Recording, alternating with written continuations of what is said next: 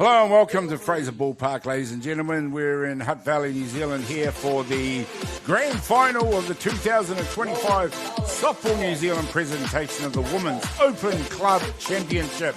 And Gary Rohihi for Beyond the Dugout Broadcasting here on Day 4, Game 69, hosted by the Hutt Valley Softball Association.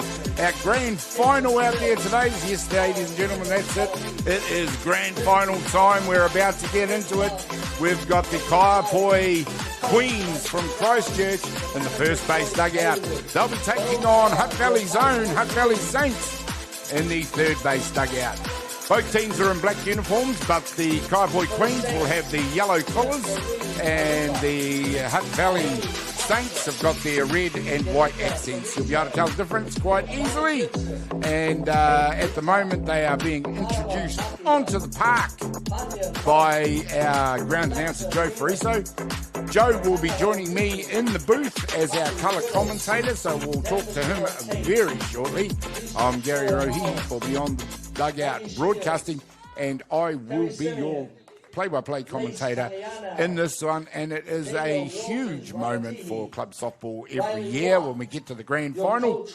Here on a day in Fraser Park that is a little bit of high cloud, but it is still very warm and very, very nice out there, and a perfect day for softball. Let's hope that lasts. We have had the odd hiccup on the weather, but that's behind us, and now we've got the two best teams in the competition have found their way to the grand final. Well, that's what happens when you have 17 teams like this and they go at each other for 4 days, and we end up with the two best teams in the competition.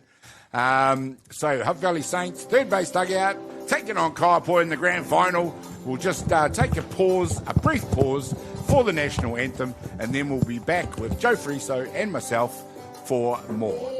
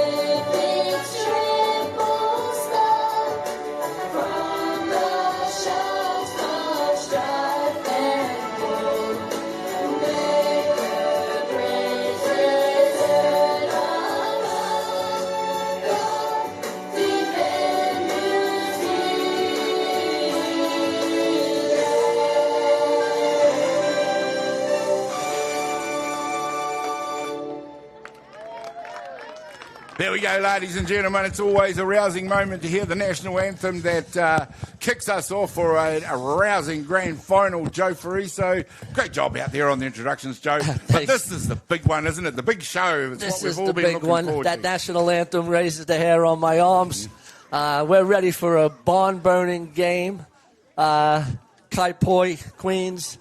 Well, the commentators, Gary Gaz, Rahihi, and Joe say it ain't so for Riso.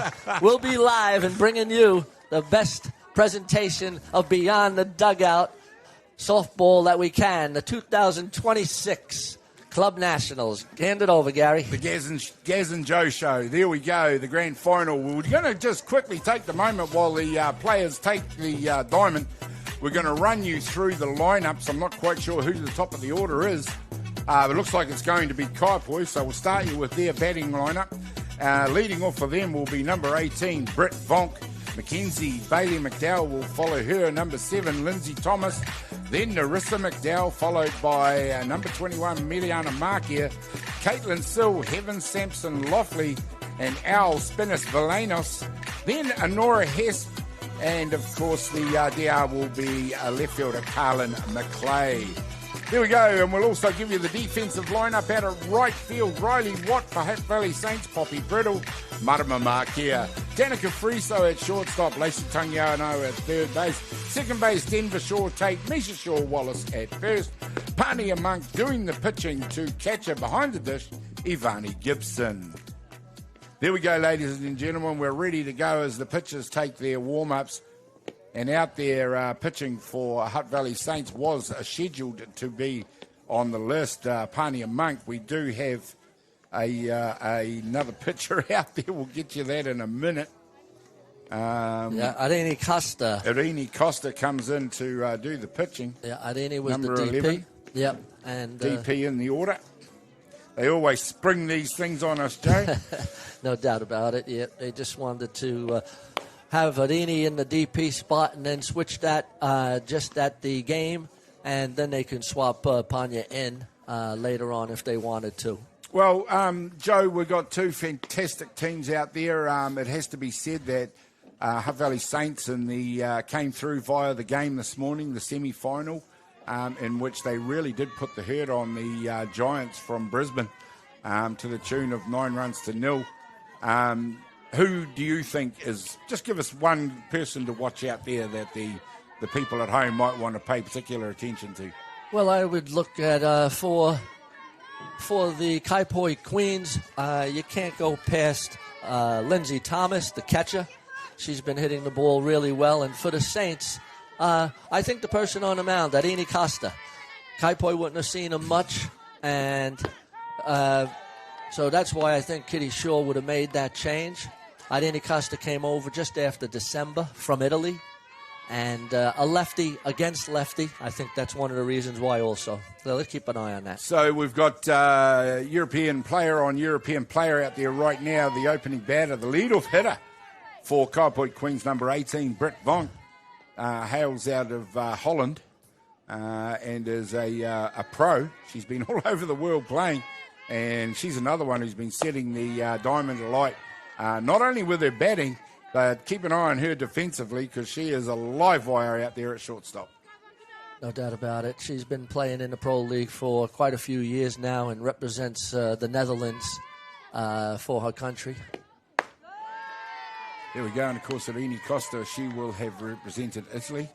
An international flavour, particularly from the Kaiapoi teams, and something that is a feature throughout the tournament. I mean, we also had a team, as I just mentioned, the Brisbane team. There's a high fly ball out to centre field. Poppy Prittle out there gets underneath it and gets us going with the first out of the game. Yeah, good pitch by Arini Costa coming back on a 3-1 pitch to get Vonk to fly out to centre field. There you go. Poppy Prittle nicely under that one. No effect from the light. The sun's just briefly hiding behind those high clouds up there. That's going to bring to bat number 7, Mackenzie Bailey McDowell. And here's another girl has played at every level in New Zealand softball and extremely good batter. Both teams deep in their lineups, Joe. They back all the way through. Yeah, Mackenzie Bailey McDowell played in the United States and has come home. There's 3 of the McDowell sisters. Layla now a New Zealand communications manager. Oh, there's a hit by Mackenzie. She just puts it out of the reach of Misha Shaw Wallace at first base. And with one down, Kaiapoi Queens underway with a runner safe at 1. Lindsay Thomas, the girl that you just mentioned, Joe, is up to bat. Yeah, nice piece of hitting by Mackenzie Bailey McDowell. Just with a 2-strike count, just went with the pitch. Knocked it into right field. I think the slow motion really showed there that she took it to right field on an outside pitch just absolutely deliberately. She just held the bat out there, gave it the angle. Yeah. Lindsay Thomas, the catcher, international from the United States. Has an aggressive warm-up. There it goes, all the way around, slaps her on the back. But yeah, the warm-up, the power of the batting is just as aggressive as the warm-up.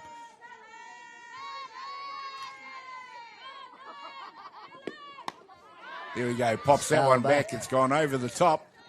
Too far back to land on top of our commentary position.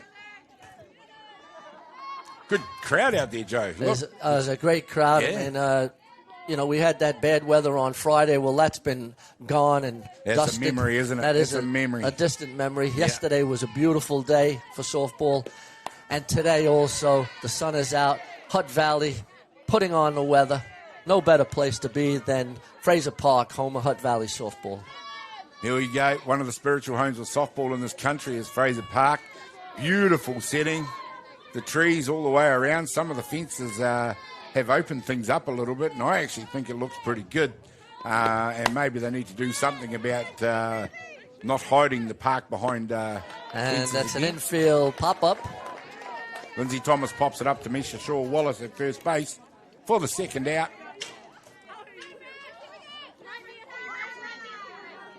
There you see on the replay, Irene Costa very early with 2 outs in the top of the first innings, already peppering the outside of the zone. The outside edge of the plate. This one through the middle, though, and it is hit hard. And it is a left fielder, Marama Markia, who goes out there to make the catch. And there we go. We've had 4 batters and 3 outs, and the top of the innings is already over. As you see, both fielders, good communication out there to take that catch and end the top of the first. We'll be back in just a minute.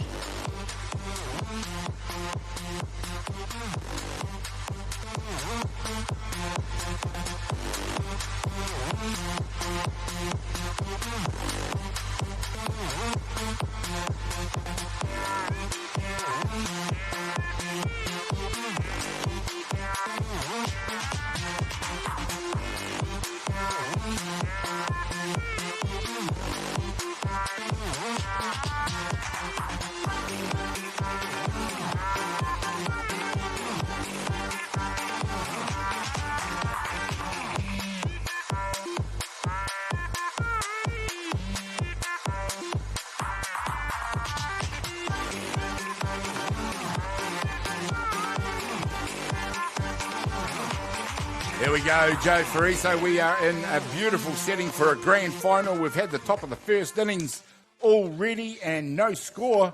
And we go to the bottom of the first innings. I'm going to just quickly run you through the 2 lineups, this time in reverse. Of course, the batting lineup for Hutt Valley Saints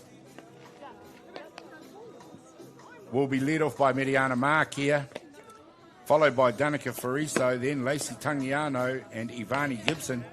Denver Shaw Tate, followed by Poppy Priddle, then Misha Shaw-Wallace and Irene Costa. And rounding out their order will be Riley Watt. For Kaiapoi Queens, there we go. Heaven Sampson Loftley out at right field. Narissa McDowell out at centre. Carlin McClay out at left field. Mediana Markia at second base. Marama Markia, Gary, was the opening batter for Hutt Valley Saints. My apologies to those 2 girls. Britt Vonk at shortstop. Amora Hesp at third base. Second base is Mediana. Alspilus Valanis at first base. And doing the pitching out there is Mackenzie Bailey McDowell. And she's pitching it in to Lindsay Thomas behind the dish.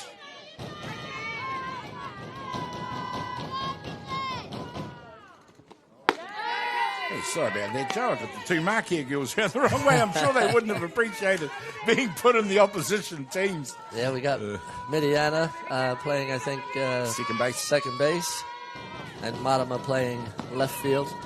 Versatile player, plays the infield and the outfield. Good speed. Yeah, she's a versatile player, as Mackenzie Bailey McDowell. Of course, we've seen her for most of the week playing second base herself for Kaiapoi, but in similar fashion to what we've seen with Irene coming into pitch. The Hutt Valley Saints wouldn't have seen too much of Mackenzie in the last few years. while she was overseas, and of course she plays down in Canterbury.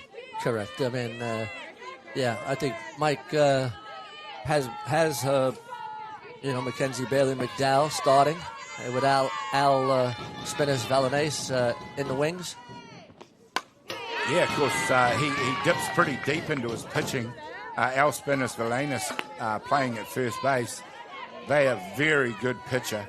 And, of course, he's also Caitlin Sill, who can call on to pitch for that team as well.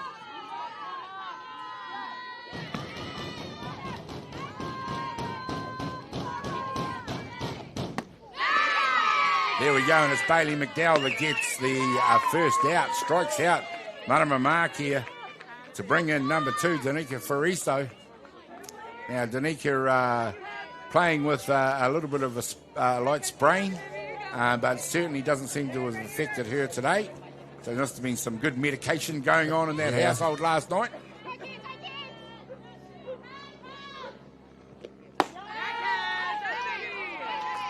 Yeah, definitely almost a step up in velocity from most of the pitches we've seen. Yeah, she has a good pace on that at the moment. Yep.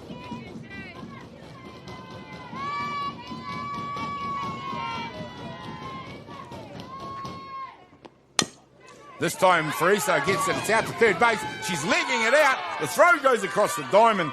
And there we go. Nice fielding out there by Honora Hesp to pick that up and throw it to first base. Both infields are very tight. Do a great job of backing up their pitches. No doubt about it. It was a good play. Just a little squibber down the third base side. Third base came up quickly and got the speedy Danica Fariso. The ankle might have been a little bit troubling there. Lacey Tangiano. But make no excuses for that. It was a nice play by the third base. Lacey Tangiano comes up to bat now, number 20 for Hutt Valley Saints. And she's having some day already. They came through the qualifying game this morning. And she has been hitting the ball very hard. That one low in the zone. A little bit of a surprised expression from Mackenzie out there. Probably thought that might have been closer to the strike zone than the umpire thought it did.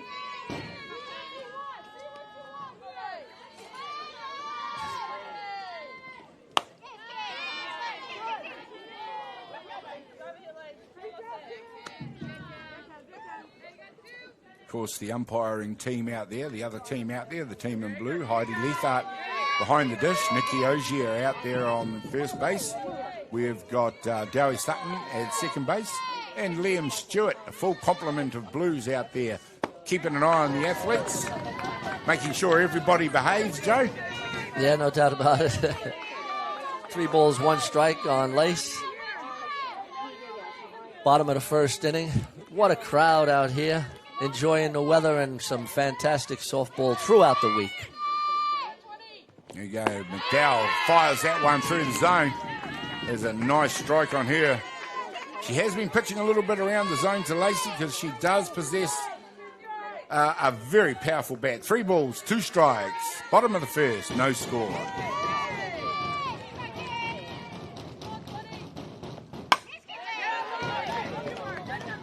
Just fouls that one off. Good pitch too, Joe, so you have to get a piece on those just to make sure you stay in there. Yeah, well, that's right. Good hitters do foul off good pitches, and then they make the pitcher try to come back into the zone just that little bit more. Hey, we got a barbecue going out in right field. Well, normally we have food delivered, but I don't think we're going to see any of that, Joe. This one's out front. It gets popped into right field. They're coming from everywhere to get it.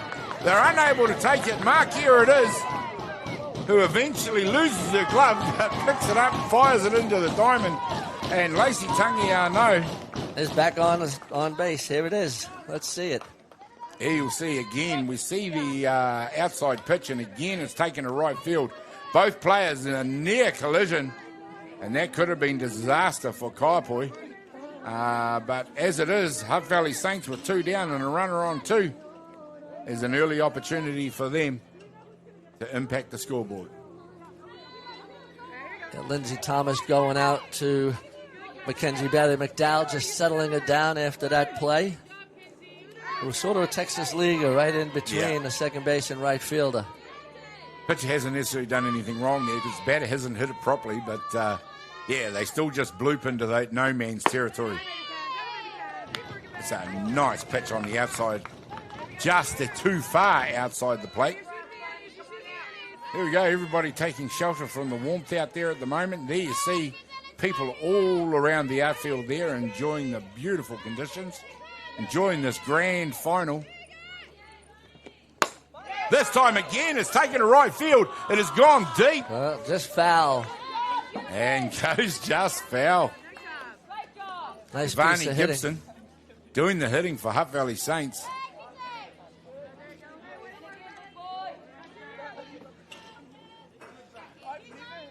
Great job she's done for Hutt Valley Saints. She comes in this 4 spot. She's also now had to come into behind the dish to catch for the injured Kerry Simeon. And that just proves how deep Hutt Valley Saints go in their lineup to replace a catcher of Kerry's quality with another very good catcher.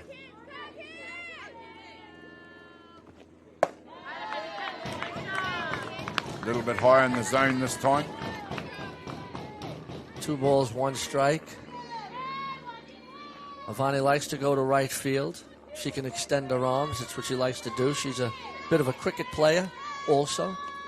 Number 7, Matangi Honuku, is doing the running out there at second base. And if she gets an opportunity, she is fast. Yeah, Lindsay Thomas and Mackenzie Bailey McDowell just sort of gone out there a couple of times just to talk about the zone and maybe the signals, making sure they're on the same page. 3 balls, 1 strike. It's a hitter's count. Ivani Gibson in there. It's a nice pitch this time. Paints a stripe down the outside of that plate for a strike. Yeah, again showing some good pace and just on the corner there.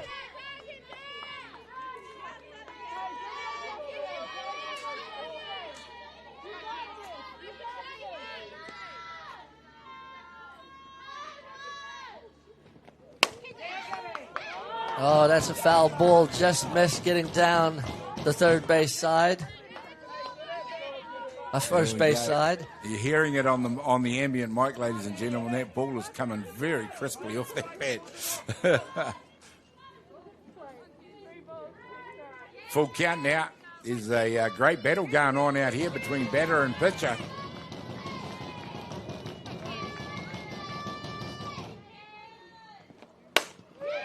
This time that's a base hit. He's hit it straight through second base. The runner's coming through. Nuku scores. There we go. Gibson heading to 2. And early advantage to Hutt Valley Saints. 1-0 in the ball game. With a sliding double to drive in the first run of the game. There you see on the replay is a beautiful piece of hitting.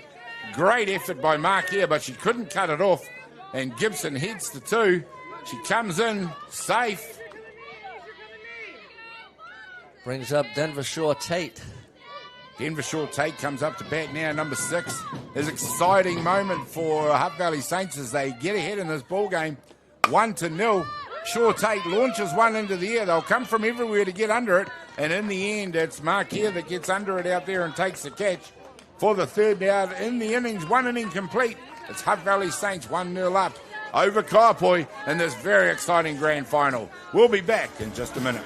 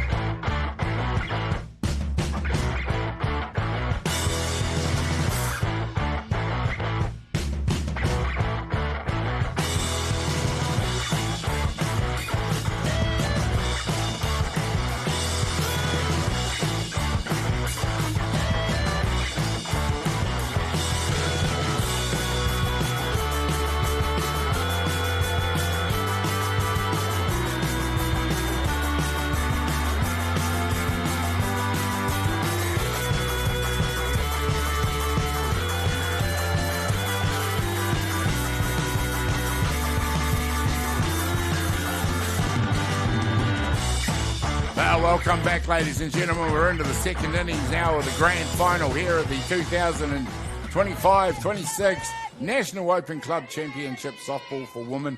It is a beautiful day here at Fraser Park. We are on Diamond 1 Sorensen Field, and Hutt Valley Saints taking on the Kaiapoi Queens. It is 1-0 Hutt Valley Saints. Joe, we just talked about Kaiapoi came through and had the rest this morning after beating Hutt Valley Saints quite convincingly in that 5 o'clock game yesterday. Well, one of the things, Kaiapoi did beat the Saints in yesterday's 5 o'clock game, and Saints then did have to play the Brisbane Giants. And sometimes playing that early game gives you a little bit of momentum. The bats were working for the Saints. They beat the Brisbane Giants 9-1.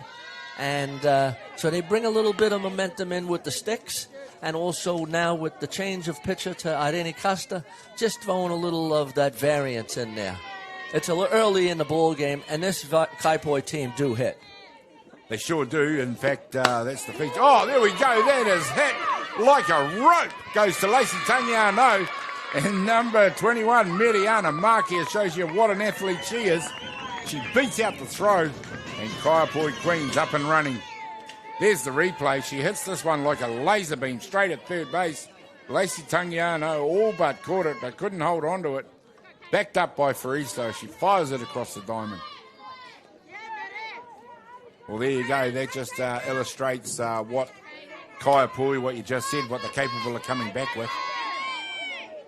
Up to bat for them, number 5, Caitlin Sill.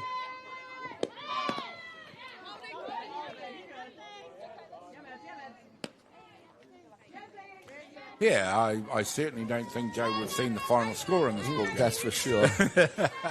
These two teams are both too good with the bats for the runs to end there.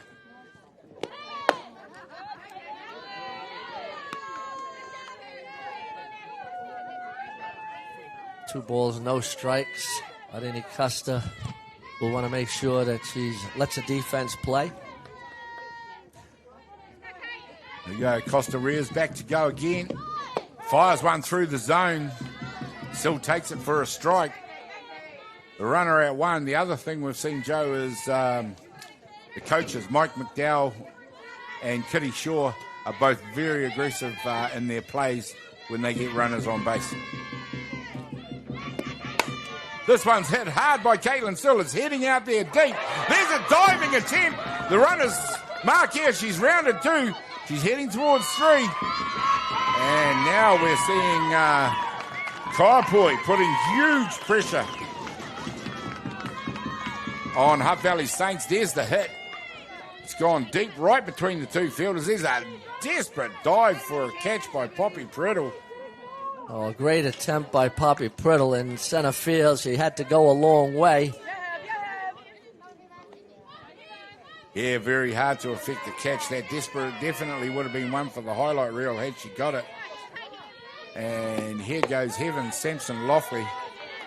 Now, this girl has been hitting up a storm today. So you're going to have to be careful here. And when she gets on base, she can scoot around the diamond as well. Looks to do things in a rundown situation. There we go. We've got the rundown going. And it is Markia. The arm is out. She's going to be given home plate.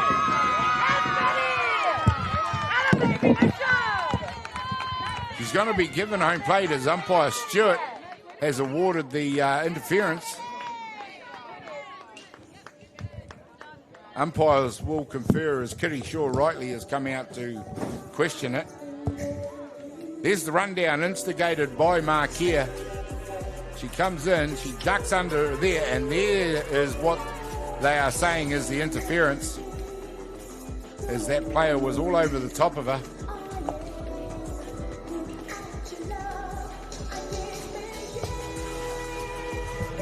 The umpires do have to confer on it.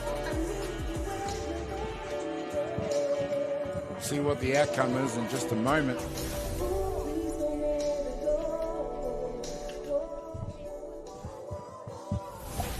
It's always a little bit of a shame when these conferences happening. I think she ducked under ducked under the tag.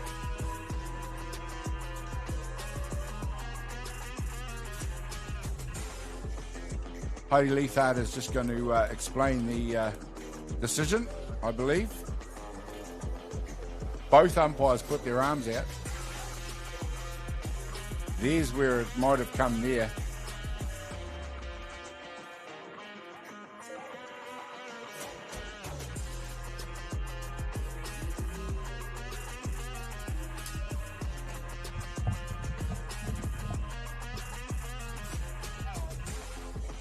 Makia is back out at 3. So they had the suicide squeeze on. The reason why Makia did not score is she was heading back to third base when the obstruction occurred. So that's the base she's given, back to third. There we go. Well, Joe, very exciting. Yeah, exciting already.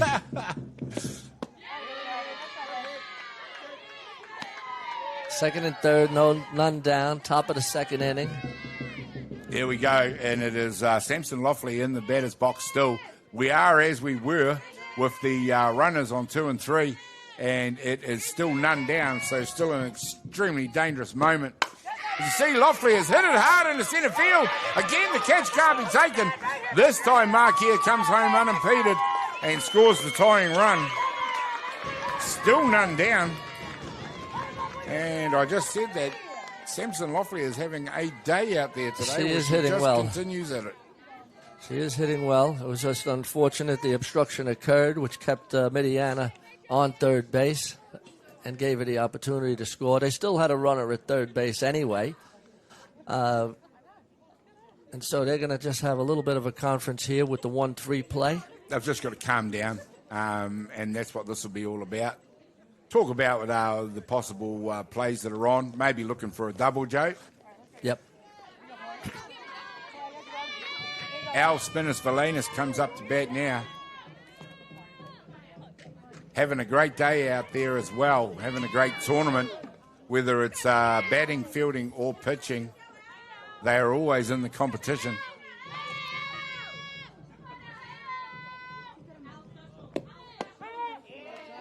Nice pitch by Costa. Keeps it low in the zone.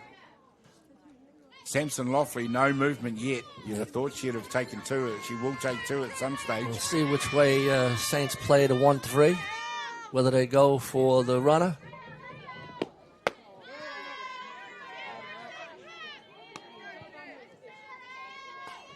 The runner at third probably doesn't have as good a speed as, say, a Midiana Makia. Caitlin Sill, yeah. Interesting, she didn't back up very far on that. She is expecting something to happen. This one through the zone. Nice pitch. Spinners-Valenis being very, very patient out there. 1 ball, 2 strikes. I would expect to see Heaven Sanson Loughley in motion. Pulls the strings on that one. Dips out of the zone for a ball. Mike McDowell normally manages to cook something up in these situations. No doubt. 2-2 count. Yeah. None down.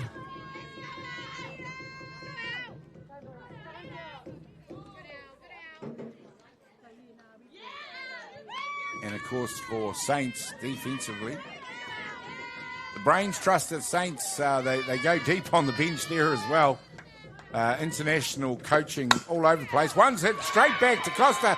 It goes all the way to 2. That's a great piece of fielding by Fariso out there, but it's not going to stop the run scoring as she takes Loughley out at second base. It was a hit ball. Arini Costa lost sight of it on the ground ball, and Danica Fariso scooped it up and got the forced play. They still scored a run and take the lead 2-1. Hit straight up the middle by Spinners-Valenis. They have had a runner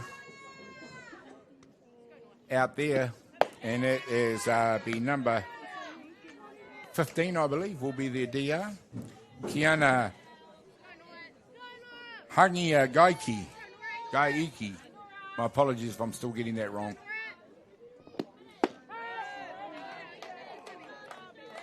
You're doing a good job with that name, Gary. We do get tripped up by a few, and we do try our best. Thank you very much for that, Joe.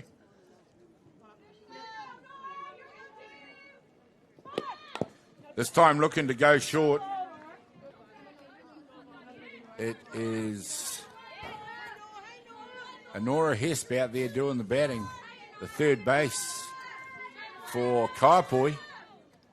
Also performing very well in this tournament. Having said that, you do have to perform very well in this tournament to get to the grand final. No doubt.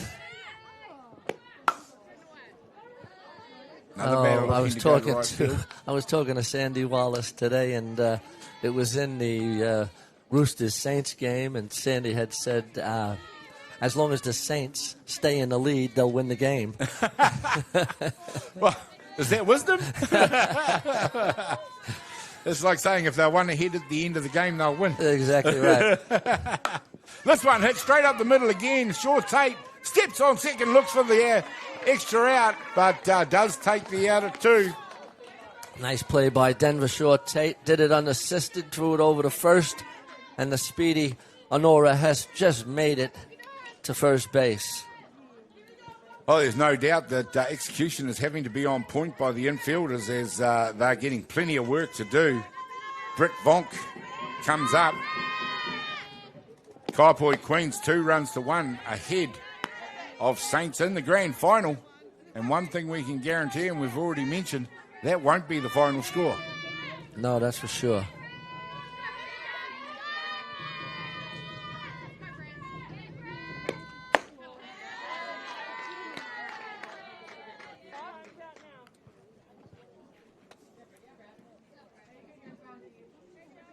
Just a little conference out there on the mound. Yeah, Heidi's having to do her work because the catchers and the pitchers want to make sure they're on the same page. So there's good-looking blokes right there on the screen. Hey, the best-looking commentators in softball, you can guarantee that. That's for sure, Gaza. There we go. There's the slide on the steal, and the throw is good. Danica Fariso with another nice play to grab that ball and make the tag. Great play by Varney Gibson. That throw was right on the money. It was very much on the money. Still done, and it is Kaiapoi Queens head back to the dugout, and we are going into the bottom of the second with Kaiapoi leading by 2-1. We'll find out what Saints can do when we come back in just a minute.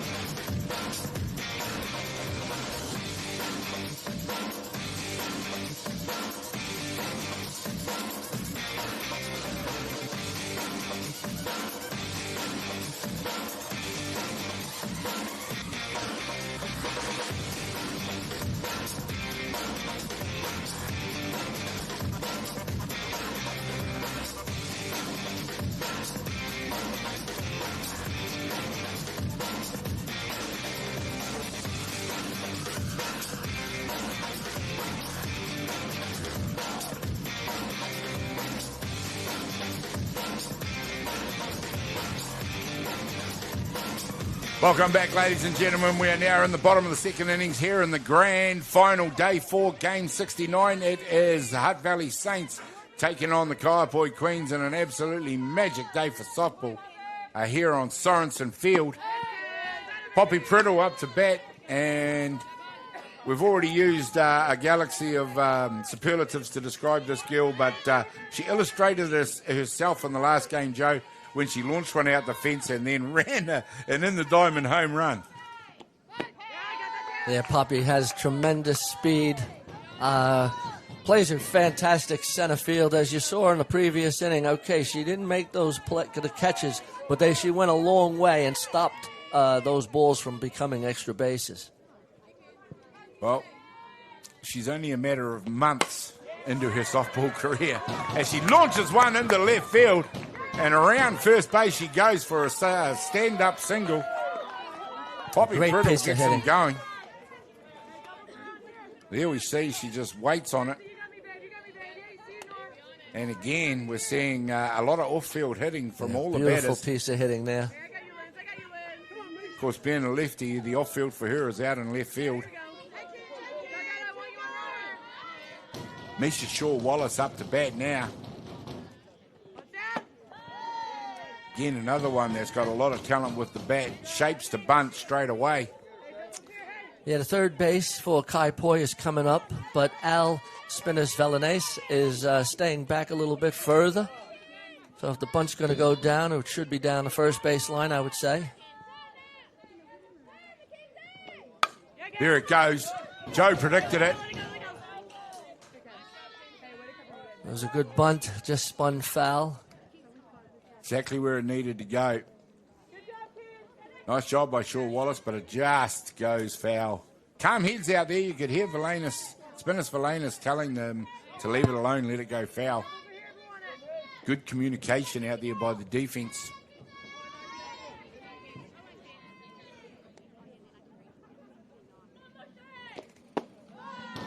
Here we go, 2 balls, 1 strike. Good hitter's count on a 2-1. Whether the sacrifice is on or whether there's going to be maybe a hit and run with Poppy's speed, that's always a possibility. She could steal a base. Yeah, the steal could definitely be on sooner rather than later. There's another bunt attempt. 2-2, that'll even up the count.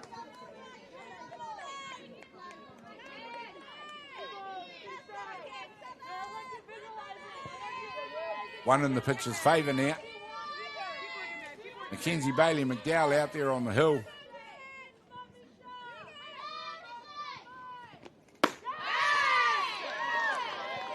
Little bit outside for Heidi Leithart this time to call that a strike.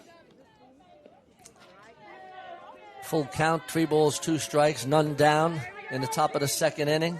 Bottom of the second inning, pardon me.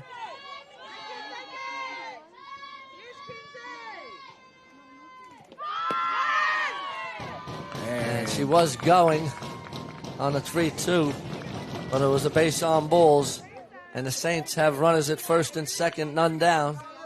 Irene Costa comes into bat now doing the pitching, but she is also dangerous with the bat.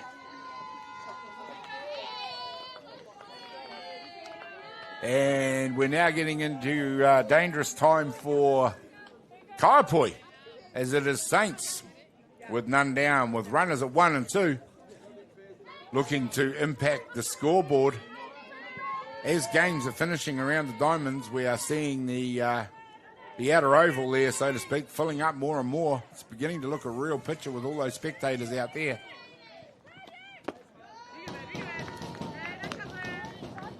Just a very light breeze.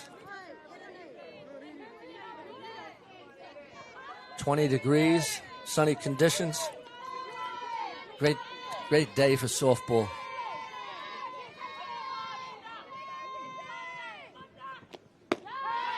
Yeah, this time McDowell fires a strike across the outside of the plate. Costa it is who watches it go past this time. She needs a good look at Bailey McDowell's pitching. We talked about not having done a lot of pitching, especially the Saints. They won't have seen much of her, if at all, in this tournament. This time she's launched one high in the air. It's going down the throat out there of left field, which is now Carlin McClay. Had to wait a long time for that one to come down. Again, it was off-field hitting. Nice play, yeah, nice and job. The left fielder just battling the sun a little bit. It can get tricky out there around this time, and as the day progresses, the sun from behind home plate can get very strong. Yeah, the local Hutt Valley players seem to deal with it very well. They have to play with those conditions day in and day out. We have seen fielders at times struggle with it, but both teams have to play in it. So both teams had to put up with it. This time the steal from 3 is on. And umpire Liam Stewart out there right on the spot. Poppy Priddle showing you how fast she is. Steals third base. There we go. Up to Kaiapoi. There we go. One of the supporters out there. Yeah, Poppy Priddle just beat the throw. The tag was there, but a hand was in already. Just goes to show you that how exact you've got to be to get someone who's as rapid as her.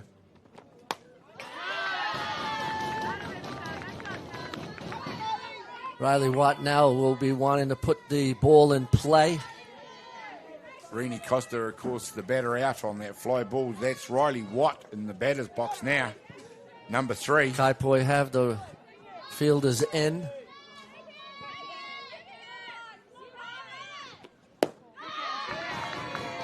With only one out, Joe, is a sacrifice play on here. No doubt, that's right. Yes, there is. The squeeze play is on. But with a 3-1 count now, I'm thinking Riley might just take this one. Try to get a walk and get to the top of the lineup. She's hit it straight to Vonk at shortstop. No chance for a run there. She got it on the button. Probably hit it a little bit too well in the end. Yeah. Yep. Here we go. You see the replay there. Straight through the zone. She puts the bat out in front of it. And Britt Vonk up to the challenge right there. 2 down, back to the top of the order. Number 4, Marama Mark here up to bat for Saints.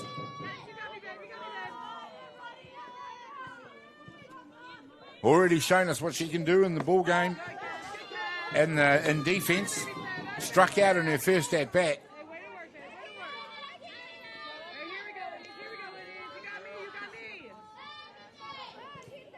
But you don't keep one of the marquees down for very long.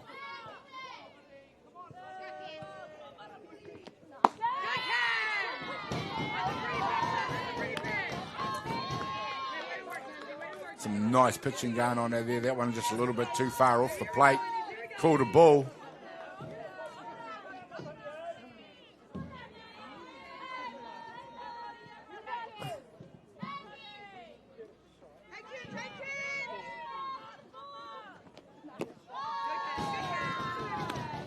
This time, there's very patient batting out there from Marama Mark here.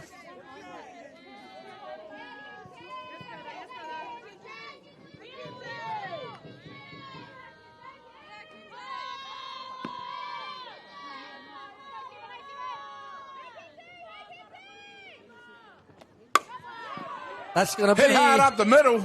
A run scores. And the run's base hit. Score, even up the ball game. Wonderful job by Marama Mark here. That's a infield single. It was a nice play by the shortstop to keep it in the infield and save a run. That would have scored 2.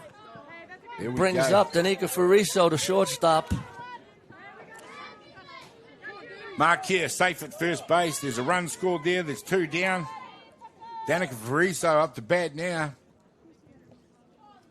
That's prompted a bit of a conference in the middle of the diamond there. Joe, we're going to get a few of these throughout the day. No doubt. There's runners at first and third. There's 2 down. I guess they're just going to work out whether if Marama maybe steals, tries to steal, if the throw is going to go down to second base, or is it going to be the second base possibly coming up to stop the run? So it's working on the defense at the moment. Just making sure they're all on the same page. And Kitty Shaw will be doing the same with Marama and Matangaho Nuku. Of course, Matangaho out there at third base doing the running. Number 7. Danica Fariso in the batter's box, getting ready to go. Takes a strike on the first pitch. Runners on the corner. Dangerous time for Kaiapoi. We're in the bottom of the second innings already in this ball game. Exciting times. There we go. This one's hit straight back to the pitcher. McDowell fields it and defuses that situation nicely. Fraser it is who becomes the third out here in the bottom of the second innings, but not before Hutt Valley Saints even up this ball game. We're all locked up after 2 innings. 2, 2, 2. We'll head to 3 in just a minute.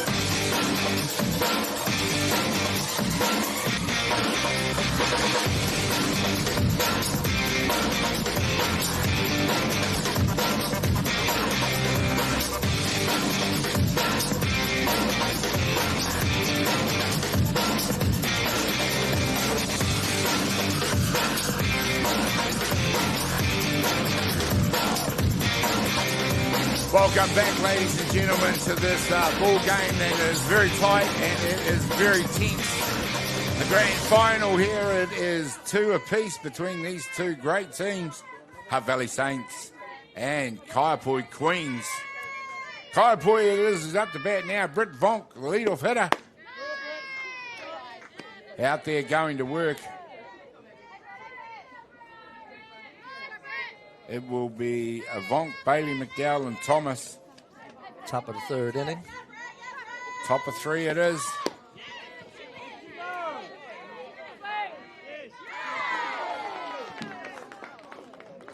The question is asked, did she swing? The answer was given, yes.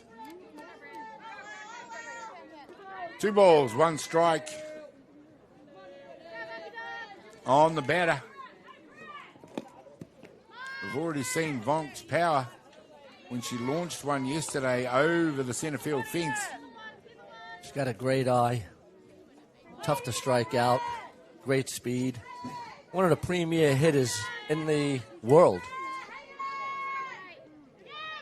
You got to be on your game. She's picked the walk. That underlines her quality. They pitched around her very much there. Mackenzie Bailey McDowell comes up to bat. And Hutt Valley Saints bat all the way through the order, well, so do Kaiapoi Queens. Absolutely.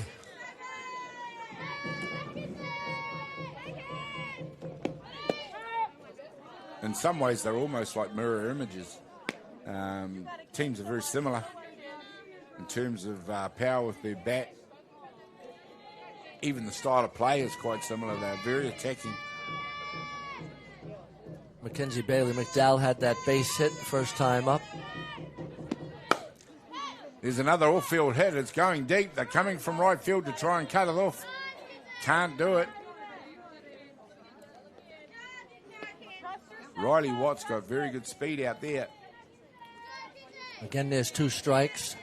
We'll see what Mackenzie Bailey McDowell does here, just trying to protect, put the bat on the ball. We'll see also if Britt Vonk, if Mike McDowell has Vonk in motion. Yeah, that's a definite possibility. Mike McDowell, the coach for Kaiapoi Queens, loves to get his runners moving. And if bunts aren't being laid down, he will steal them. It's not a matter of if, it's when. Exactly right.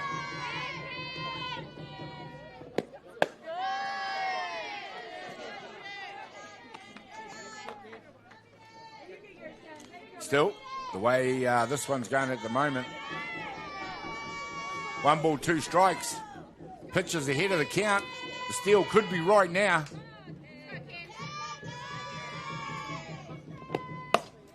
This one's gone to right field. It's gone very shallow. It finds the grass out there. Vonk's in motion.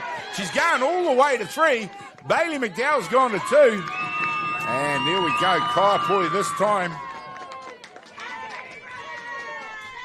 get the job done. There's the replay for you. It's taken to right field. We've seen a lot of this from both teams.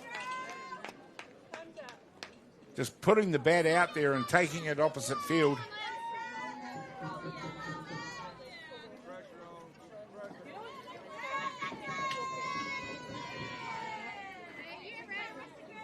It's as a batter, Joe, you see what they're doing consistently out there. I mean, to explain it to the guys out there, hitting to right field is going against the natural way a right-hander would hit the ball.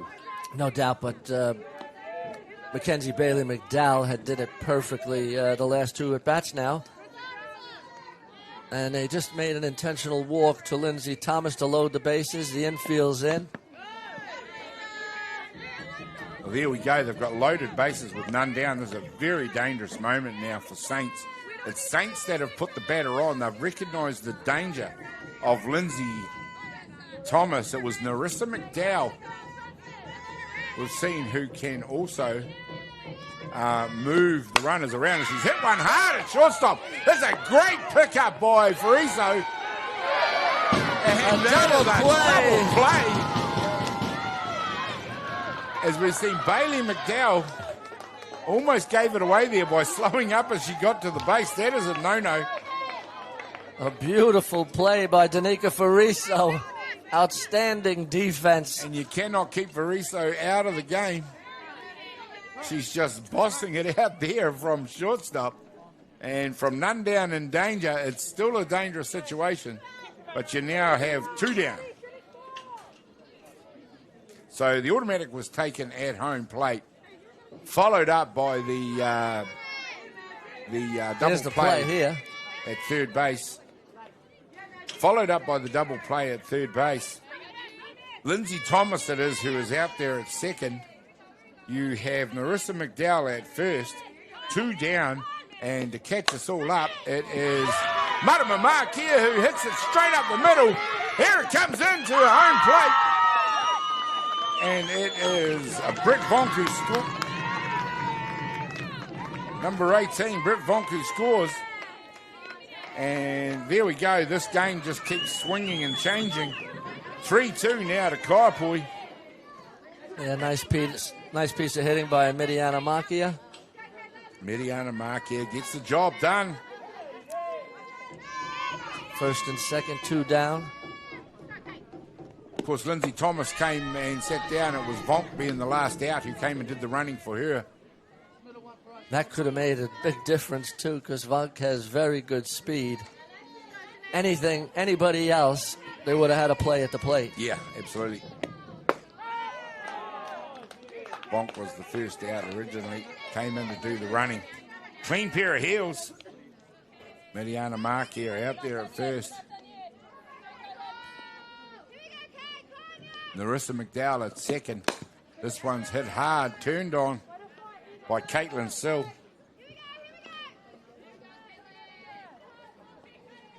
(3-2). The score now. 1 ball, 2 strikes.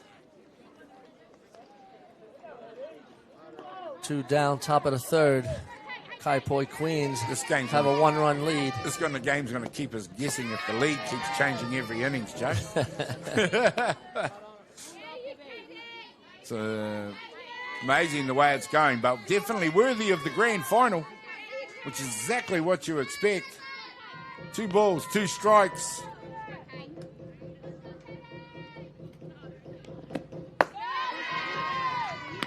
There we go. Nice job being done out there by Sill.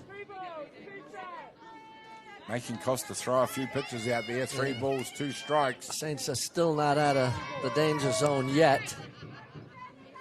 They'll want to try to get Sill. One swing of the bat. Could do it right here. There's one. A high fly ball out to right field. Second base gets under it. Can't take it. One's going to come in. Now Kia's coming round. She goes back.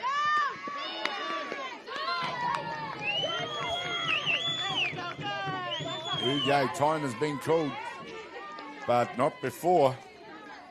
Another run scores. Mark here all the way around to 3. Caitlin Sill gets the job done with another one of those little pop flies. Yeah. Joe, we've seen a few of them now. Yeah, it looked like Denver Shore Tate was battling with the sun a little bit. As we said, it gets a little tougher as the day progresses. Yep. And one of those pop-ups that just drop in again. Here we go. You don't have to read Mike McDowell's mind there. He's just told Evan Sampson Loughley to just keep the swing flat. Flat swing's all you need. That's what he said to her. 2 down. 4-2 the score to Kaiapoi now. And it is Saints who need the out. There's a nice pitch on the inside.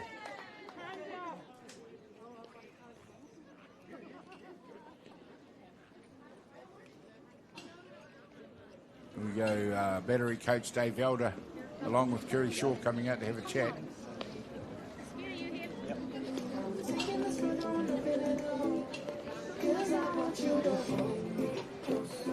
We'll see what that is.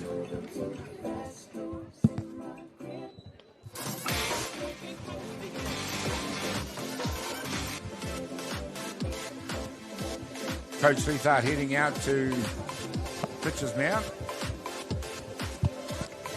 Not 100% sure what that was all about.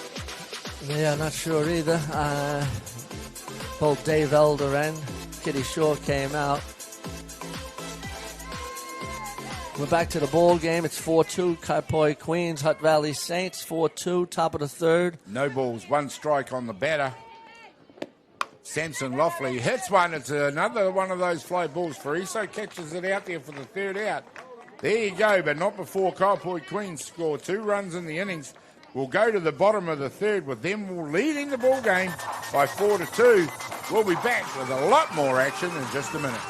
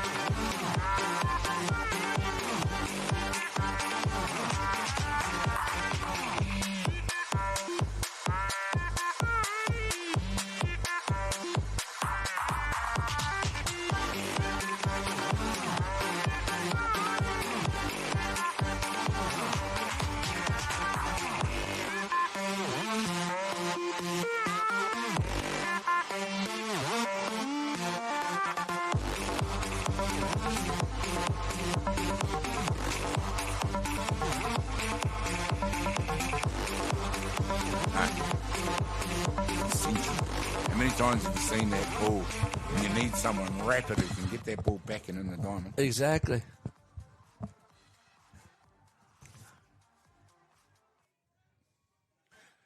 Welcome back, ladies and gentlemen. There we go. It's number 20, Lace Tanyano, who has a cut at the first pitch. And what a ball game we have here right now, Joe. It's 4-2, Kaiapoi versus Hutt Valley Saints. And Hutt Valley Saints now who are going to have to dig and find something. They've managed to so far in the ball game. Let's see what they have to offer this time. And they're in the right part of the batting order as well. Absolutely. Lace Tangiano. There's a drive. Drive up the middle. And there's Narissa McDowell who gets under that one out there and takes the catch for the first out. And she tunked that one too. Lace Tangiana with a fly out to center field. She got all of it. Just underlines just the sort of form she's in at the moment. Yeah. That goes another 2 or 3 meters, and that's over the fence. Yeah. Ivani Gibson comes into bat now. Just a dangerous time for Saints. They need to keep scoring runs, keep the scoreboard ticking over. Yep. They need to stop Kaiapoi from going on one of their runs. There's one out to shortstop. Here comes the throw. It's not controlled.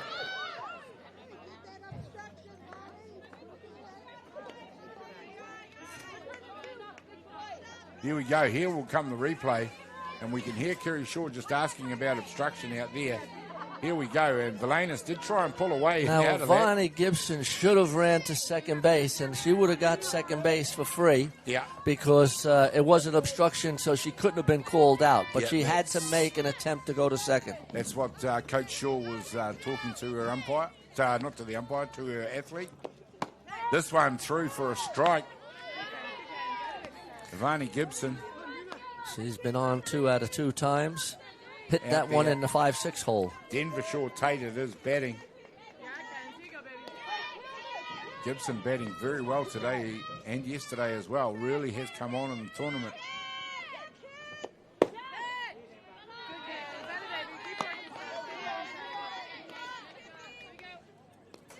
Shaw Tate would probably, by her standards, want to be hitting the ball a bit more regularly. No doubt about it. She's a good hitter. Another one that's come back with a great experience over in North America after going to college there. Comes back a better softballer as well as an educated young lady. Vonnie Gibson takes second base on that drop ball. Just gets away from Lindsay Thomas.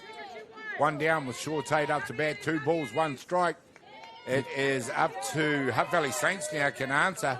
They're 2 runs down in the ball game, the grand final here at the Women's Open Club Championship.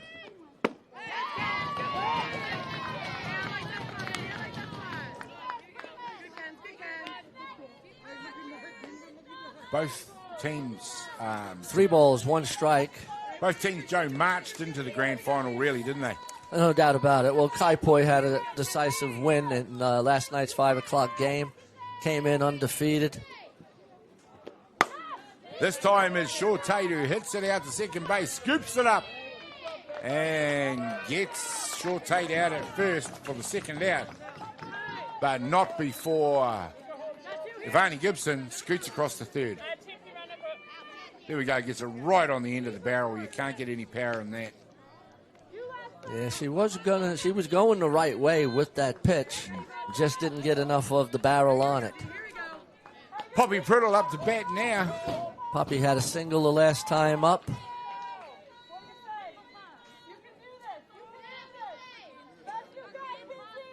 There she goes. The pitch comes in now. Low in the zone. And you do not want to get behind in a count to Poppy Priddle.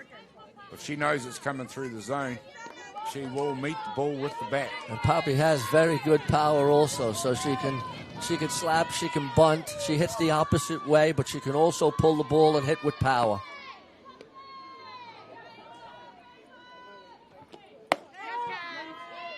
Watches this one go through the zone. Looks like there's been a little bit of a conversation around there about staying patient, taking a few pitches. You can hear Al Spinis Villanis talking to the pitcher. Oh, this one's popped into center field. They're coming right to get it. The catch is made by Marissa McDowell, who goes a long way to get that one. And there you go, ladies and gentlemen, as we see the replay there, that was a moon shot to center field. She moved a good 20, 25 metres to catch that. And there we go, 4-2, the score remains. That is what Kaiapoi will have wanted. Now it's up to Hutt Valley Saints to see if they can do the same. We'll be back to find out what happens in just a minute.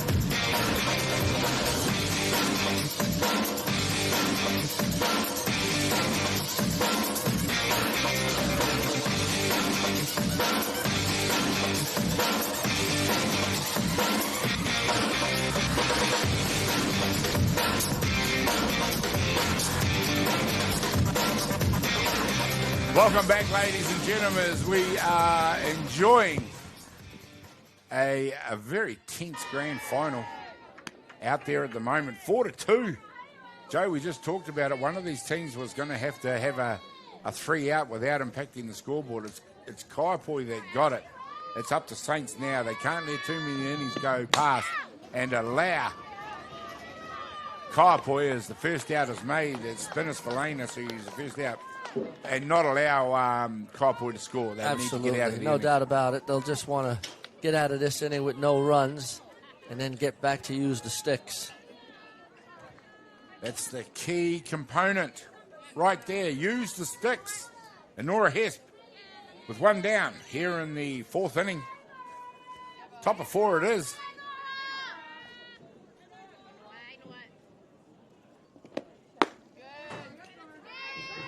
Nora Hesp, third base. Played a good defensive third base. She sure does. Very good speed. There we go, drops the bunt. Nice work out there by Costa to take the out. And goes to the top of the pops with Britt Vonk up. 2 down, Britt Vonk up. There's the first leg of the double done by Hutt Valley Saints. Need to get this out. Britt Vonk might have something to say about that. One of the more powerful batters in the tournament, not just in Kaiapoi's lineup.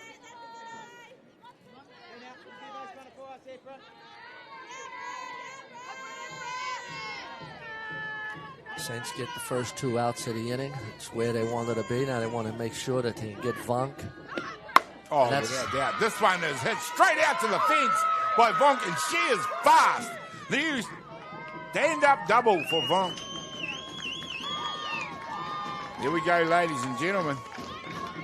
As shortstops out there are putting on a clinic, both of them.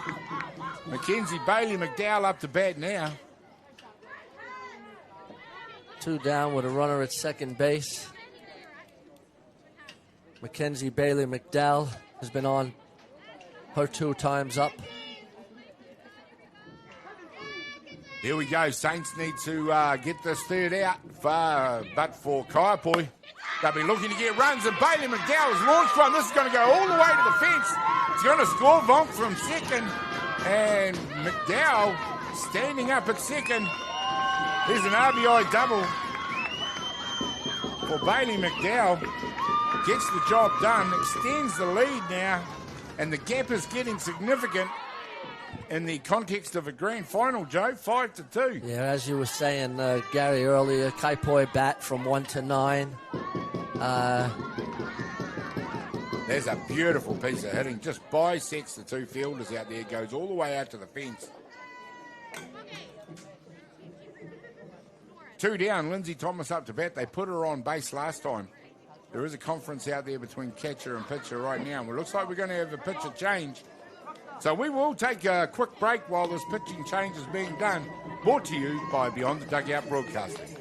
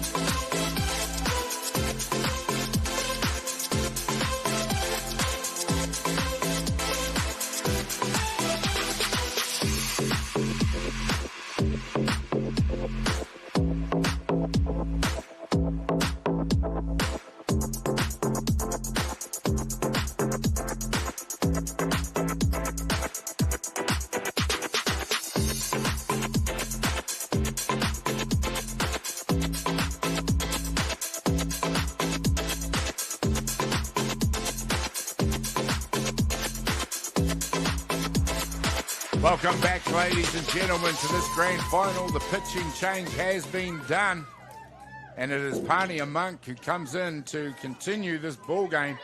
Irene Costa gets a rest as the Kaiapoi hitters were just threatening to get on top of Hutt Valley Saints in this grand final. Pania Monk in the last 2 days has been very good out there. Probably almost a little bit of a surprise that she didn't start this ball game, but certainly Irene Costa, a pitcher that's capable of getting the job done.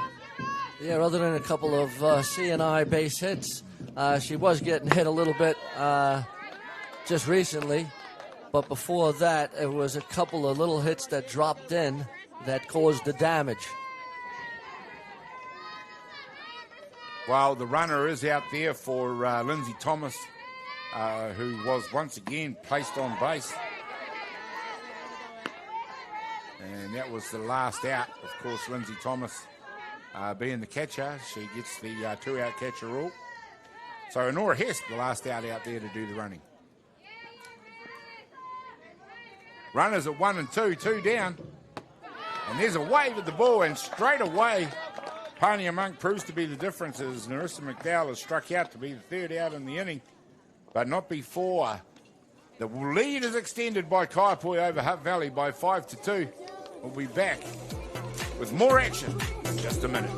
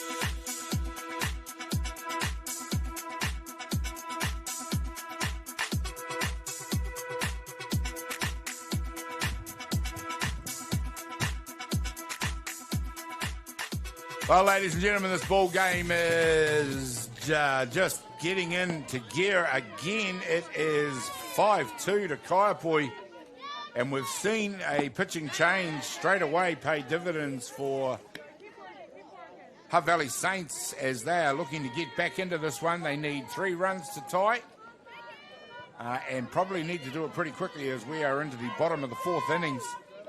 We just were talking about the pitching changes, Joe, as we see Misha Shaw-Wallace hit one high into the air. Britt Vonk gets underneath to take the first out. But you were talking, Joe, about when Kaiapoi might make a pitching change of their own. Yeah, and I think, Mackenzie Bailey McDowell is pitching a good ball game. But I think if the Saints can score a run or 2 and put a little pressure on, I think you'll see Al Spinners-Velanis coming in to do some of the work. Nice pitch. In saying that, if Mackenzie Bailey McDowell continues to get out, then I think Mike McDowell will stick with her as long as he can. 5-2, 1 down. Costa up to bat. Irene Costa just replaced on the hill, but doesn't get replaced in the batter's box. There's a strike against her. 1 ball, 1 strike. Bottom of 4. 5-2 to Kaiapoi.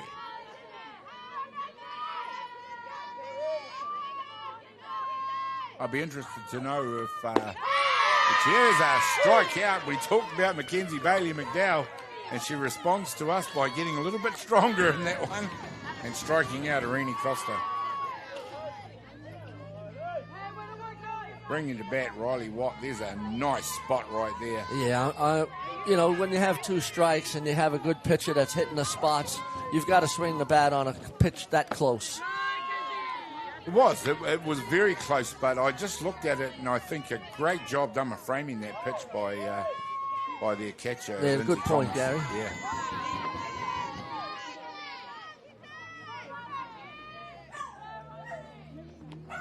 This time hit hard into the ground by Riley Watt.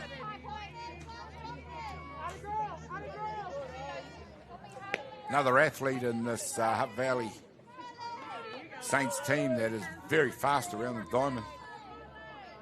One ball, one strike. They do have a depth and speed.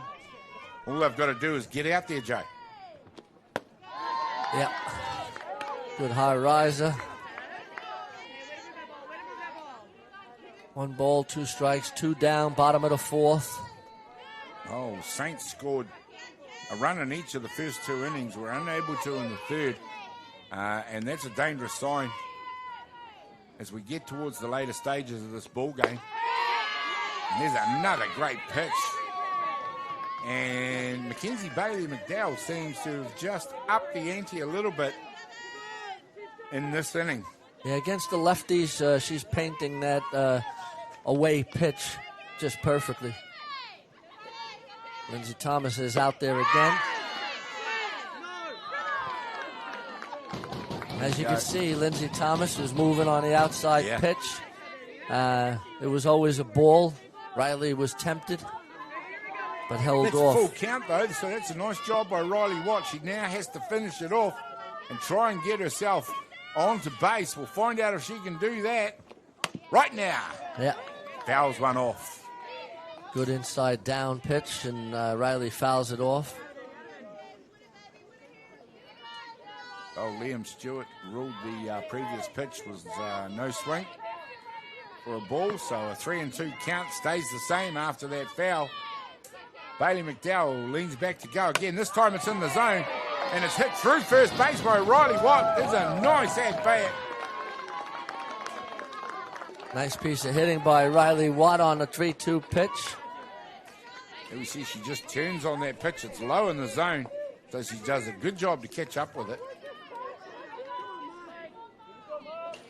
Marama Mark here up to bat, number 4. Got herself out to first base in her last batter as well. Top of the order for Hutt Valley Saints with 2 down. A rally is what they require right here. A nice pitch on the inside corner by Mackenzie Bailey McDowell. Marama Makia has been hitting all tournament. Haven't seen Kitty Shaw yet trying to ignite her running game out there and stealing bases. It's something that's been a hallmark throughout the tournament where she's been willing to do. We've seen Marama Makia steal 3rd twice in previous games in the tournament. So definitely can be aggressive with her calls.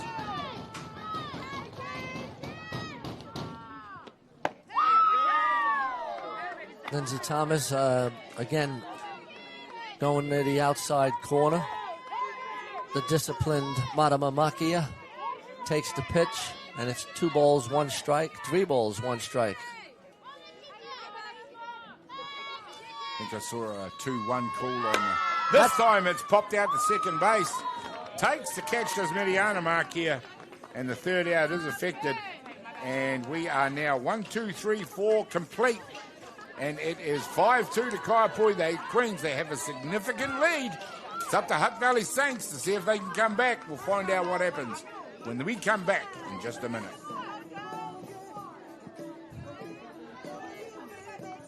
You know, there are a couple of good...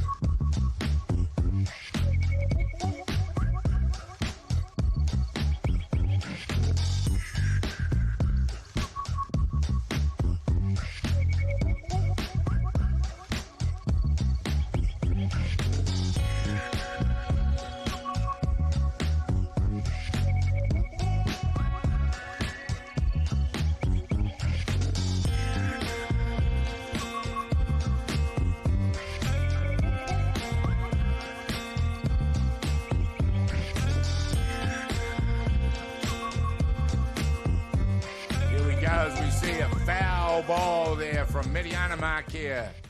We go from Marama Markia batting at the bottom of the last innings to Mediana Markia batting at the top of this innings.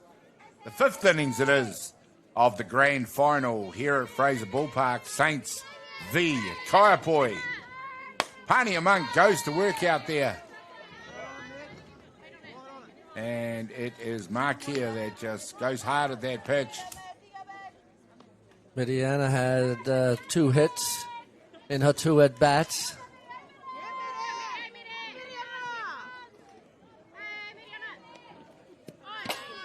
There we go, a loose pitch from Pania Monk.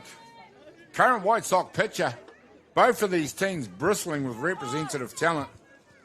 So it's no surprise that we're getting a high-quality affair out there. 1 ball, 2 strikes on Mediana Makia, the leadoff batter. Saints will want to make sure she's kept off the bases, and that's a fly ball. High fly deep into left field. It is Marama Markia who catches out the fly ball from her sister, Mediana Markia. A well-hit ball by Mediana Makia.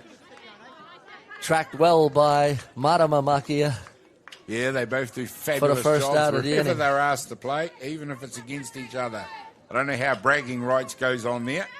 But number 5, Caitlin Sill, up to bat now. And there's another moonshot. And it is Lace Tangiano and Danica Fariso who will need to have a chat. Say it ain't so, Joe. Call for the ball. Communication, the key out there. Yeah, I mean, that's 101 softball there. Somebody needed to call for that ball.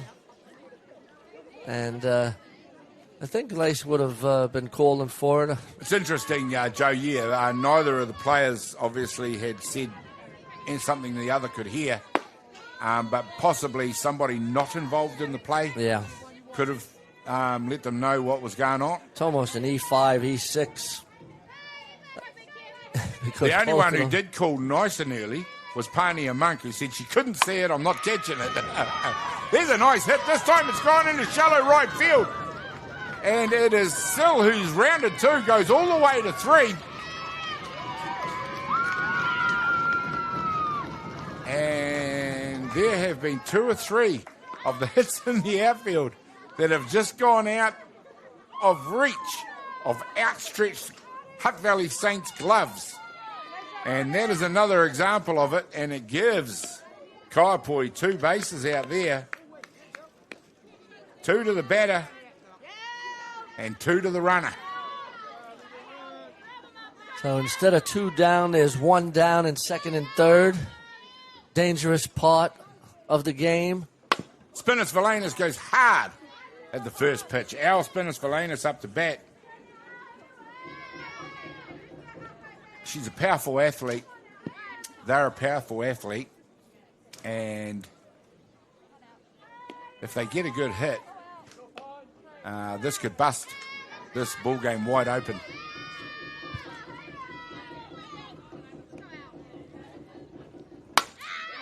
There we go. Paints a stripe down the first base line. Just foul. Spinners Valanis just underlines the power of the hit out there. Yeah. Second and third occupied by Kaiapoi runners. There's only 1 down. No balls, 2 strikes on Al Spinners Valanis, looking to convert RBIs right here. Pania Monk, what can she say about that? Valanis not willing to let anything go past the bat.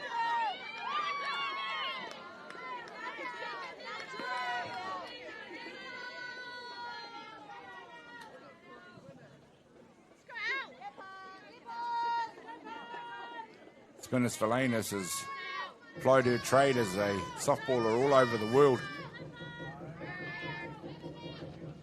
Continues to do so.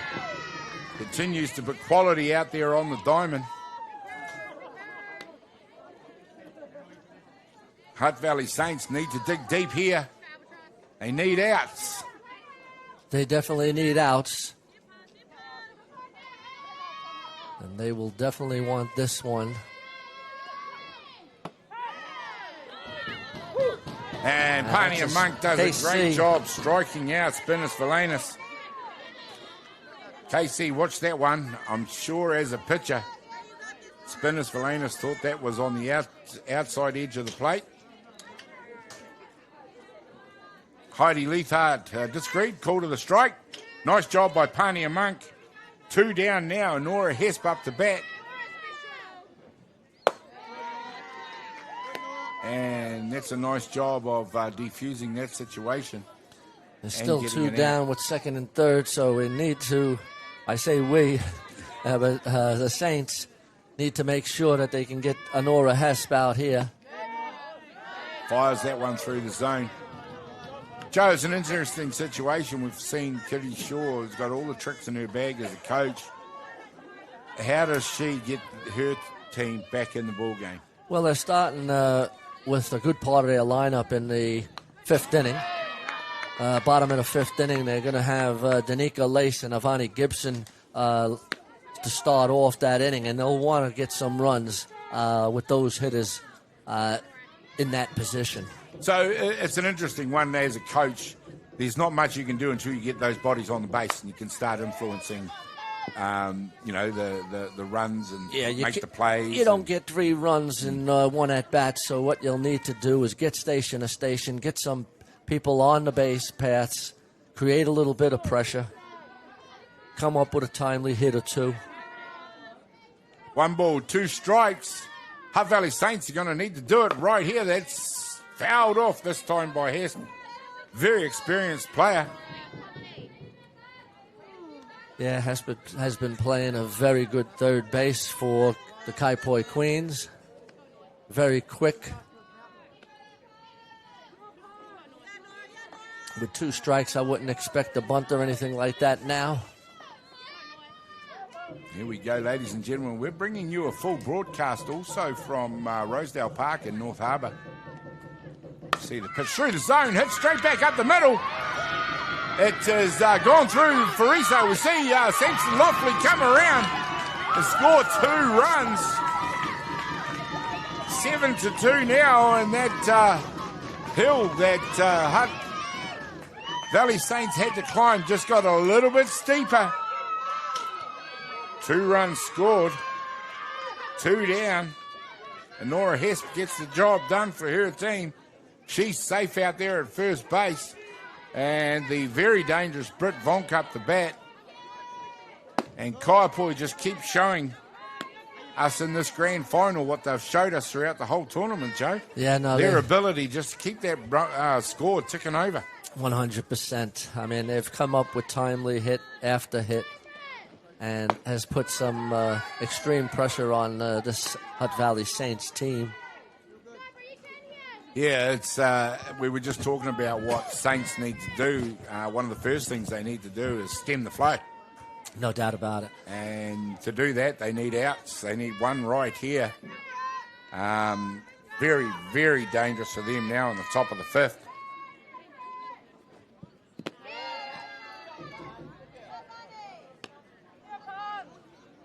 This is a grand final, as we know, Joe. You've coached grand finals before. No doubt. Got a couple of NFC titles in your own cabinet to celebrate. You know the pressure that they're under out there. There's a hit by Vonk to right field, and she is having some day out there. Yeah, she continues to hit. She's a hitting machine. It'll be interesting what her stats are at the end of the tournament. But she's a batter that always hits 500-600. I heard in the Netherlands league, or one of the leagues that she was playing in, she batted 900. Oh my God! So that 9 out of 10 times she's getting a base hit. That's pretty incredible. Absolutely incredible.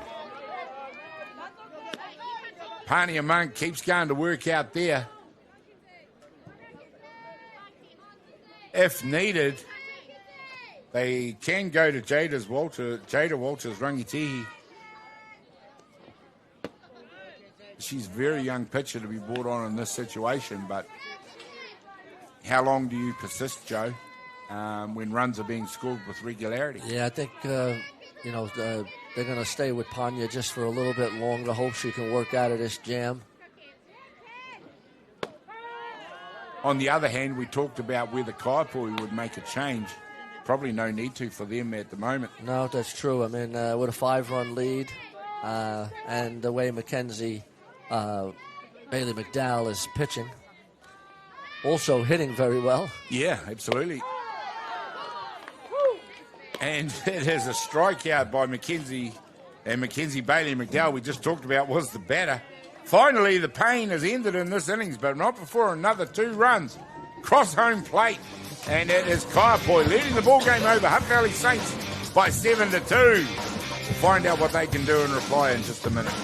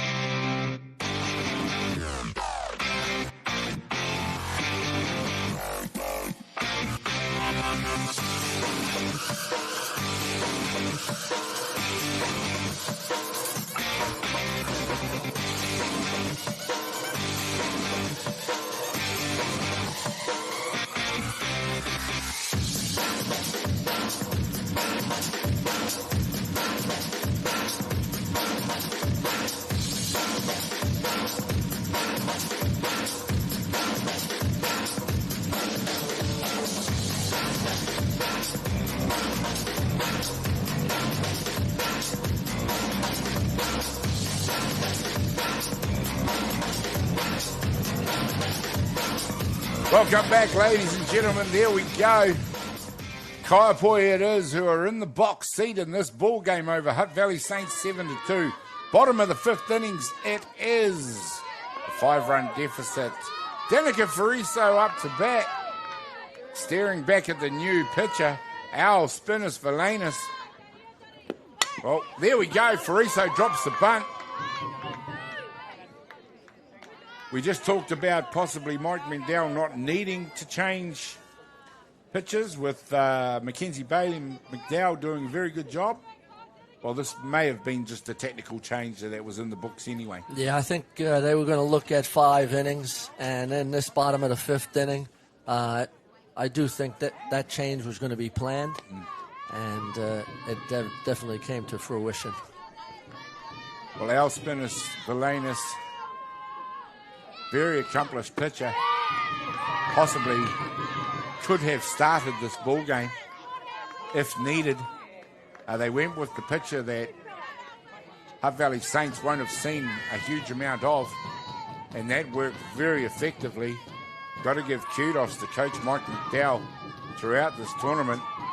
He's not actually listed as having an assistant coach, so other than talking to his experienced leadership group within the team, he's had to make all the decisions himself. No doubt about it, yeah. In contrast to Kitty Shaw, who's got the wisdom of Kevin Gettings and Dave Elder to call on. Yeah.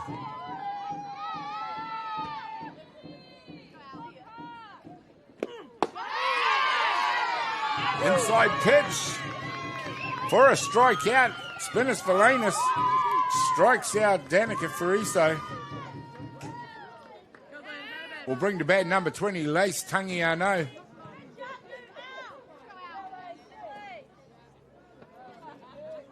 And the energy that and the professionalism and the execution that Hutt Valley Saints played with in the first game this morning, not quite on point in the grand final. No, they're just missing a beat. They're not getting the timely hits that they normally would be getting. They did have those 2 runs in the first 2 innings, but the last 2.5 innings now, it seems to have run a little bit dry. Hard hit this time by Tangiano. She continues her wonderful form with the bat. Great piece of hitting by Lace Tangiano.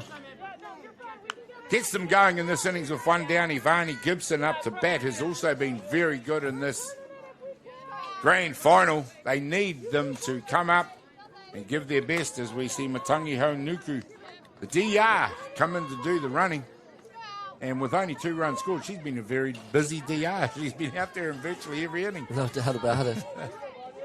Yeah, they're getting some base runners. The Saints are. This one's taken to right field. It's going down the foul ball line, and it just flirts with it and goes foul. Yeah, Vonnie Gibson loves to hit to right field. She's has that a little bit of a cricket swing where she waits for the ball to come through the zone and then puts the bat on it. It's a great piece of hitting by Vonnie Gibson. The other thing about the Hutt Valley Saints performance is what they've been allowed to do by the performance of Kaiapoi. Has kept their lineup pretty well subdued throughout the game. 1 run in each of the first 2 innings, but nothing since. It's a great defensive effort by Kaiapoi. No balls, 2 strikes on Gibson in this one. She'll be followed by Shaw Tate and Priddle.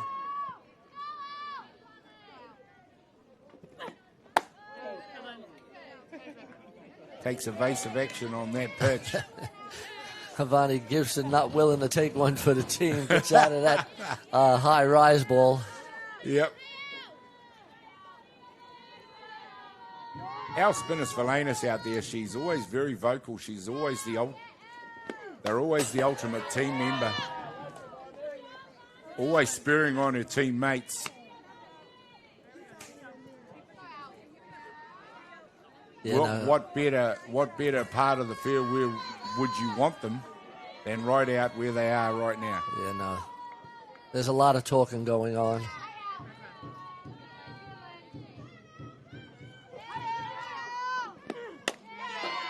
That's a good piece of hitting by Ivani Gibson on that outside pitch to stay alive. As I was saying and continue to say, good hitters foul off good pitches. And that was a good pitch. Don't leave it to the umpire to call that strike. Foul it off and get back to the next pitch. Ivani Gibson steering back there right now. Here comes the pitch. Goes hard again. Fouls it off and stays in the battle. Going deep into a count. Nice job by Ivani Gibson in this one. Batting 1,000 in this ball game so far. Ivani swinging the bat really well for a youngster.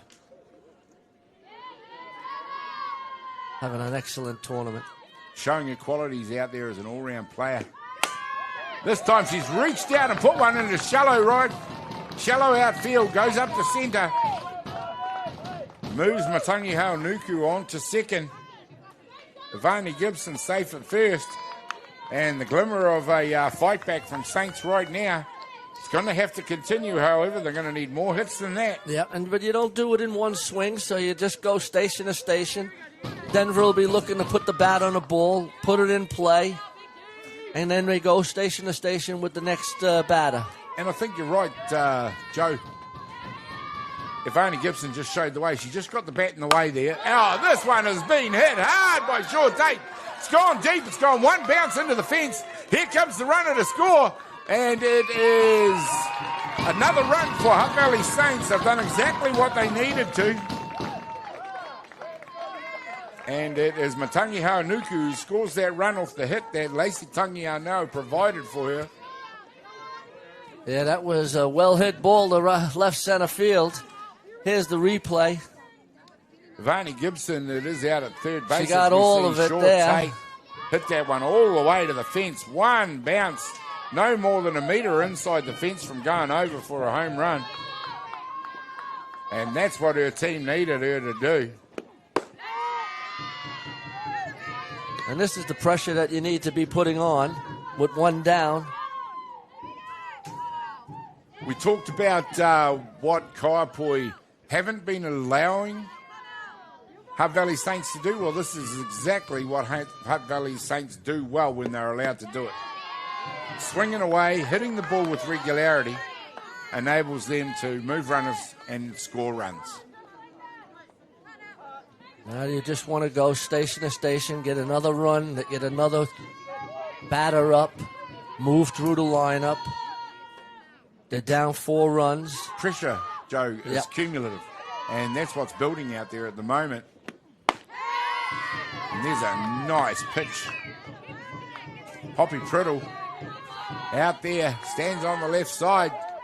She's got runners out there to work with. Just one at the top of the zone.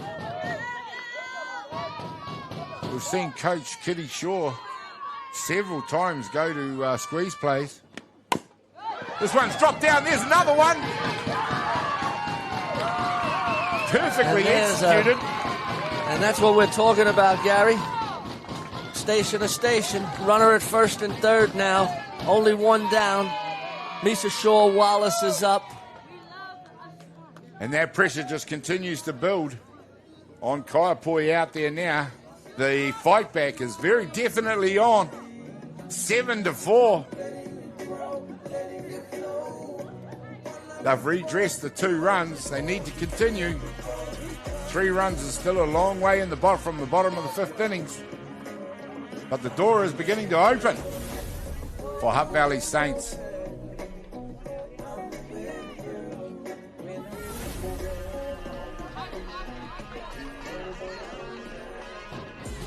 And let's not forget, Joe, there's only one down. There's only one down. So runners at first and third. Out there. We'll see what Kitty Shaw has in store. Will she be sending Poppy? It'll be interesting to see whether they're running or not.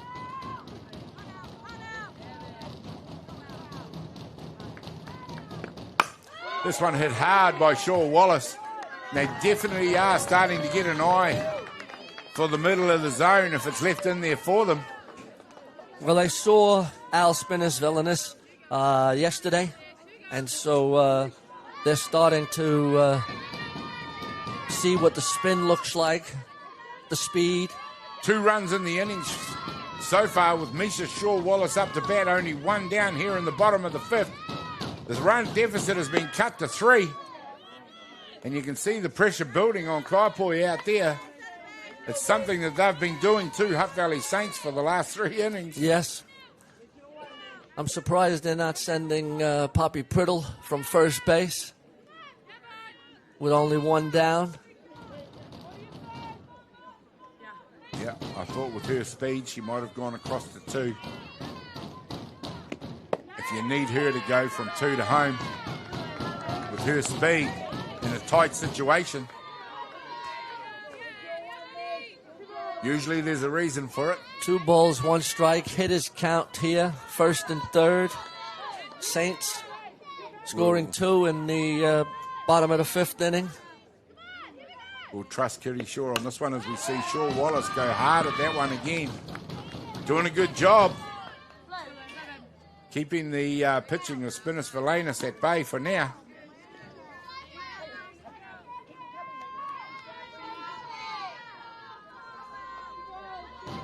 Two balls, 2 strikes.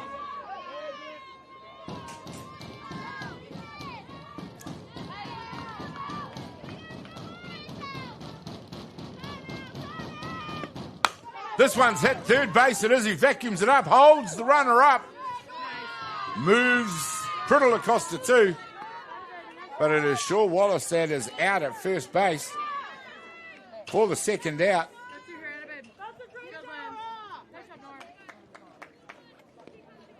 Pinch hitter coming in now. It's Alexa Nemeth, number 16, coming in for Irene Costa. We're beginning to see Kitty Shaw going to her bag of tricks. And one of those is a pinch hitter. Alex Nemeth. Another conference out there. Product of North Carolina in the United States. Power hitting pitcher outfielder. Again, underlines the depth that Saints are able to draw on. Alexa did have a home run in the tournament. Alexa Nemeth it is. Staring back at spinners. Valanis goes to it, hits it straight back. Valanis it is who takes the out of one to end the inning. But not before Hutt Valley Saints can launch the comeback. Narrow the deficit. They still trail, however, by 7-4 against the Kaiapoi Queens. We'll be back. More of that action in just a minute.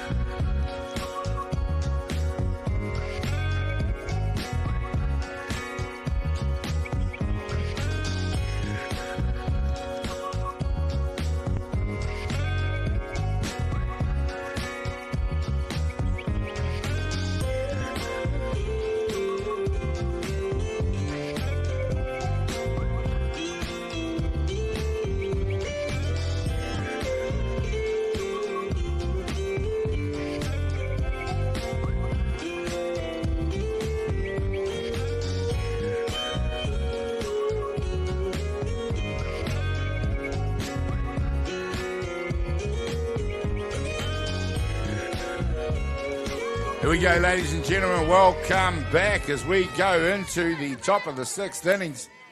It is the pitching change again that has been done out there by Hutt Valley Saints. Jada Walters-Rangitihi, it is who's out there pitching to Lindsay Thomas, who for the first time in the ball game has not been placed on one.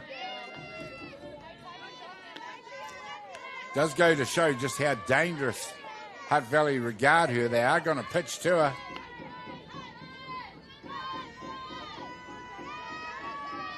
Definitely capable of launching this one over the fence. And Joe, we're seeing Saints pitching by committee. We thought it might happen. That was always going to be on the cards. Areni Costa, Panya Monk, Jada Walters Rangatihi, and they also had Alexa Nesmith if needed. So they did have a stable of pitchers. They are young. Bob Panya, please. No disrespect, but Panya would be the elder of the three. They are all young compared to you and I, Joe. No doubt about it. There we go. Lindsay Thomas, interesting. She refuses to let a pitcher go to the inside on her. She just turns on them, and fouls them out. Exactly like that. Yeah. That was hit hard, just to underline how dangerous she is. Yeah, she wants to extend those arms, no doubt about that. She doesn't strike out much at all. She's got a great eye, good power.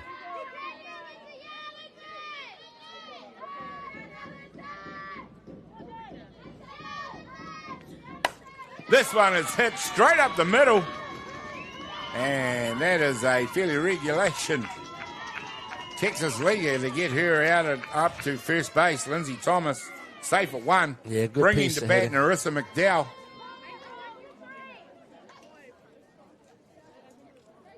Narissa McDowell up now. And a good hitting, and once again, Kaiapoi. We've already talked about it, Joe. They've cut the lead to 3, which is a credit to Hutt Valley Saints, what they were able to do in their previous inning. But they need to stop the charge from Kaiapoi. No doubt about it. Kaiapoi didn't have a run in the first inning, but they've had 2, 2, 1, and 2. So that has to stop if Saints are going to get back into this ball game and have any chance. Nice pitch and nice attempt at the pickoff. If you try and take too much of a lead, they're going to have you. That's how good these guys are. It's been a feature of this tournament. The rise of the catching stocks in New Zealand has been brilliant.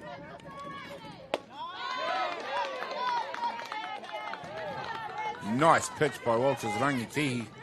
Gets it through the zone for Narissa's. McDowell's waving bat. 1 ball, 2 strikes.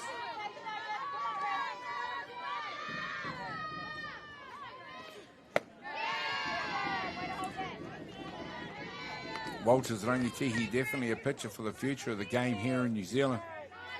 Yeah, 2 balls, 2 strikes. Coming on in leaps and bounds over the last year or two.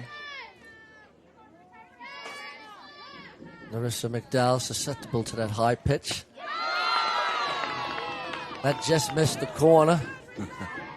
Still a lot of smiling faces out there. Enjoying this grand final no matter how tense it is. And it is very tense. 3 balls, 2 strikes. Still in the bright sunshine on a beautiful day here in the Hutt Valley. Where else would you want to be? Launches one high towards the right field. Foul line fence and over it. Beautiful day in the Hutt Valley. Normal summer day. A normal summer day. In March. I know the other day on Thursday night when I tried to go home, the Hutt Valley didn't want to let me go. Traffic. Oh, yeah. 50 minutes to get from Fraser Park to Transmission Gully. Thank you very much for that one. 3 balls, 2 strikes. Got to have something to moan about, Joe, because the weather's perfect, the softball's perfect. Interesting. The walk. It was a pick a walk based on balls. Brings up Midiana Makia. Here we go, Kaiapoi now with runners at 1 and 2. Danger signs are up again. For Hutt Valley Saints, they need to blink.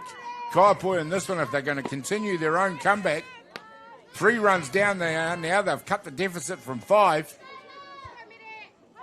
Did a great job. They need to get it together on defense.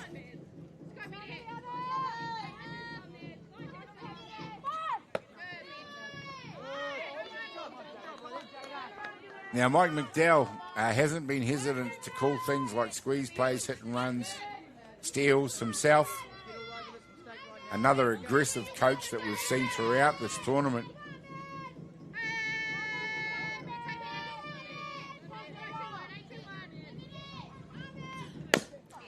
Hit hard down the third base line for a foul by Midiana Makia. I'd said to you off air a little while before, you always get the feeling around the 2 Makia girls in either team that something's going to happen at any time. 2 balls, 1 strike, no doubt about it. Midiana, a very good softballer. Former White Sox. Looking to maybe make a comeback. Drops the bunt this time, moves the 2 runners. She's very fast herself. She's not going to beat out the throw. But she is going to beat out the throw. Safe. Is the call. Coach has got to go to the umpire that made the decision, not to the home plate umpire. He's going to ask the question.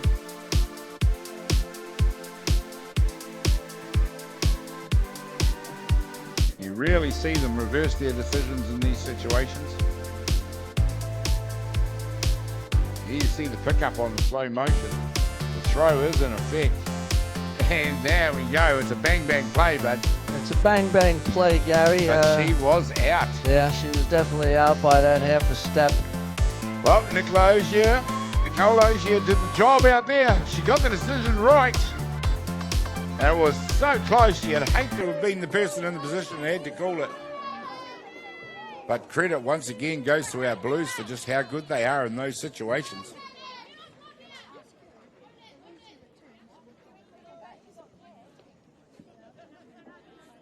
Kitty Shaw asking every question she can think of.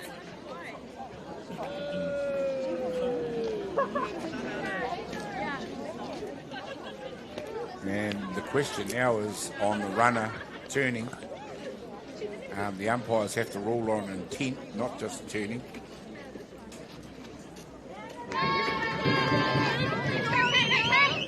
And her first intention was to turn right towards the fence. The bottom line is his bases loaded now. That's right, Joe. Bottom None line, down. basin loaders, none down. Very dangerous. Saints need to get out of this situation. That's a good pitch right there. Not called a strike by umpire Heidi Leifert.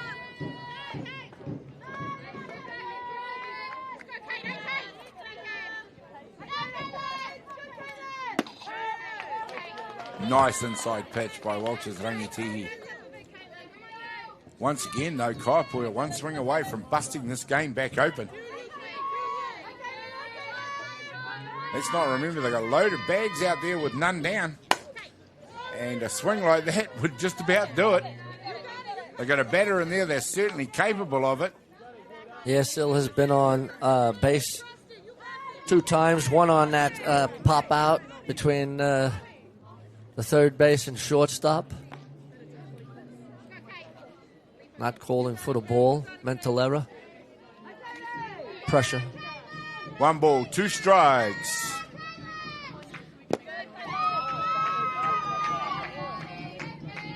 Two balls, 2 strikes. None down. Top of the 6th inning. Bit of a subdued crowd out there. Be fair to say they're probably a home crowd for Hutt Valley Saints. Still a lot of noise from both dugouts, though. In particular, the Kaiapoi one right now, and why wouldn't there be? The other team with none down and a load of bags. There's a couple of teams out on the bank. You can see them out in left field and left center field. Yeah, you can see the Giants and the Roosters out there. We see a fly ball just clear the fence. And a pretty average attempt to catch it out there, Dave Elder, I'm afraid. There was people ducking for cover. Yeah, look at the smile on the face. Dave, we saw you. Caught you on film.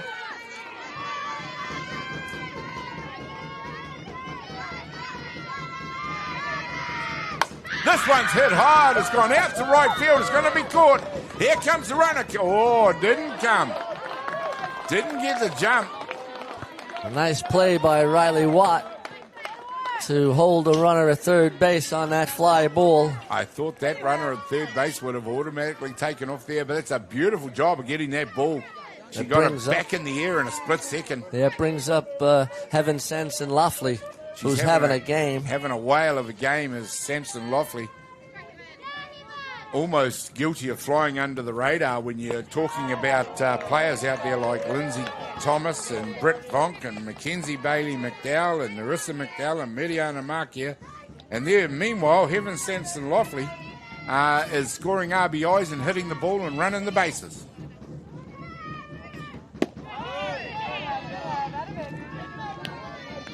And is proving to have a zone that's hard to pitch to. No doubt about it.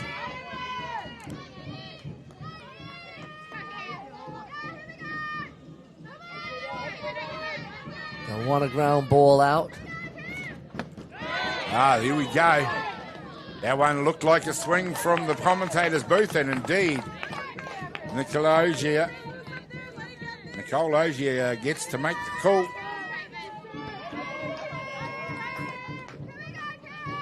Yes, it was. Yes, she went. 1 ball, 2 strikes. Evens up the count.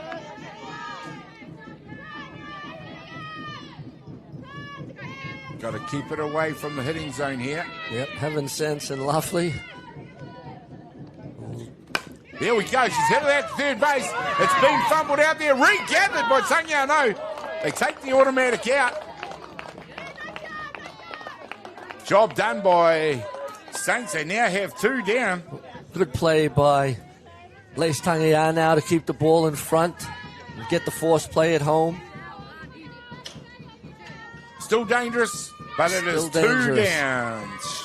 Bases loaded. Bases loaded. Al Spinners, Valinus up. KC in the last at bat. Spinners for Lane has turned on this one.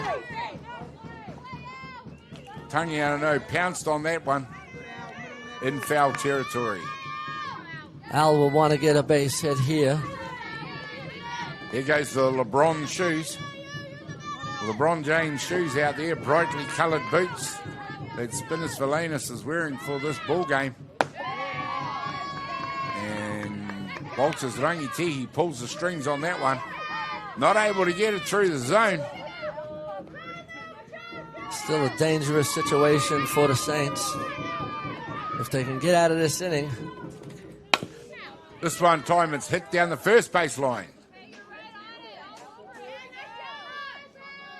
Well, it'd be in the context of this game, to go loaded bases, none out, to get out of it without conceding a run. Makes it very, very important right now. I know, Joe, they haven't done it yet, but certainly they've got 2 down. Yep, 1-2 count.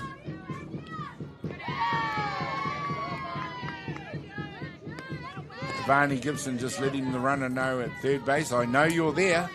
Don't even think about moving. 2 balls, 2 strikes on the batter. Top of the 6th inning. 7-4 the score. Kaiapoi Queens. This one's launched high and handsome down the foul line. Marama Markeri comes looking for the catch. Spinners Valinus lives out there to continue the battle.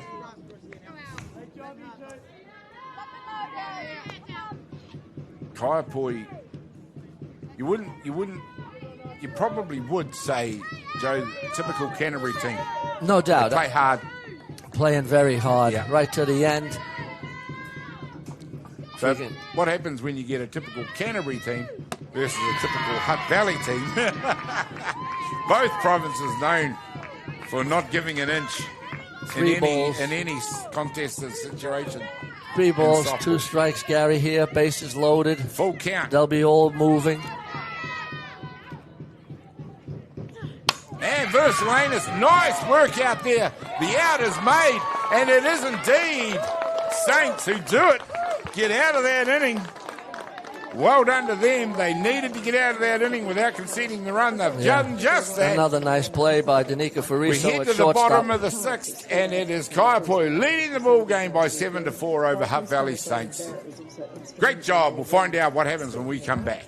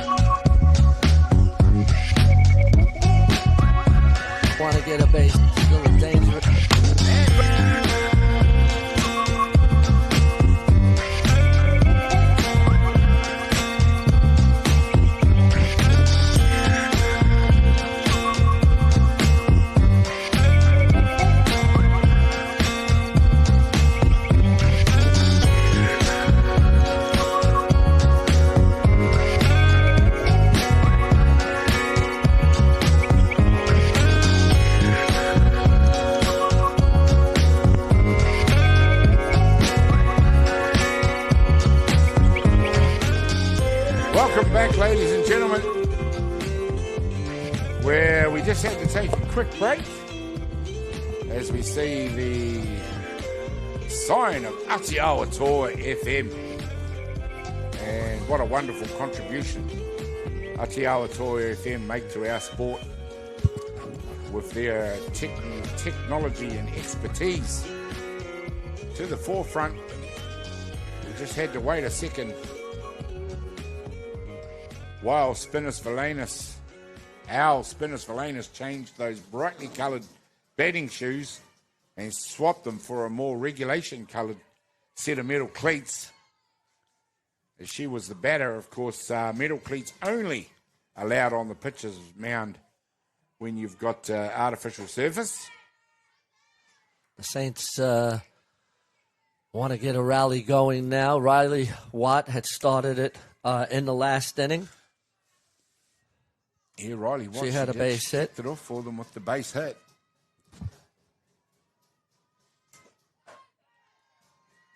This time from the left side of the box, looking to launch herself out there.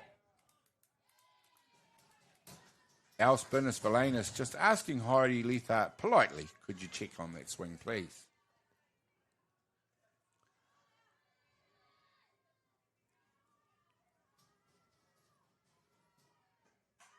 This time.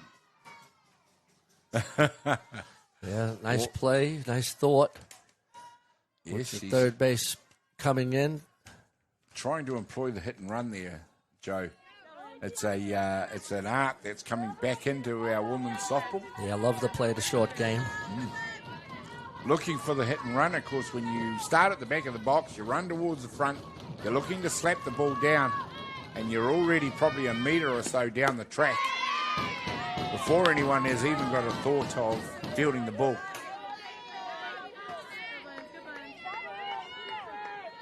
Two balls, two strikes on Riley Watt. We are in the bottom of the sixth innings, heading towards the final stanzas of this grand final. Can Saints do it? There we go. Riley Watt, she shows a great turn of speed, and she beats out the throw. And who is it? It's Honora Hesper, third base, who has vacuumed that up like she has throughout the whole tournament. Throw, right on the button.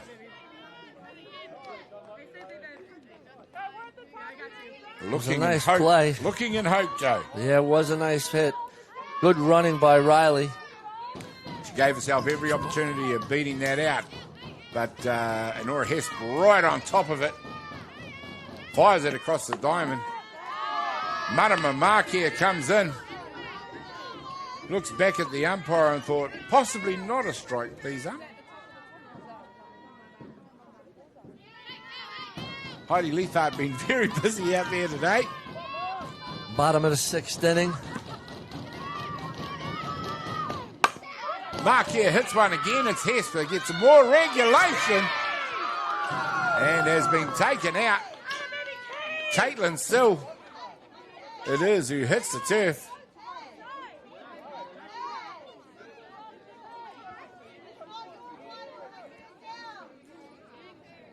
We'll look at the replay here and see where the actual out actually occurred.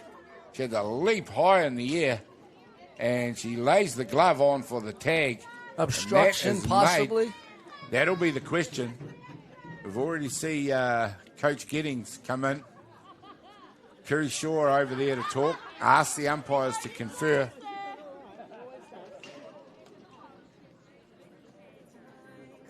Not sure the tag was ever put on. The glove might have The arm missed. certainly got put out. We'll find out now, Joe. Let's see what it looks like here. The leap into the air to catch the ball. There's the arm going out there right now.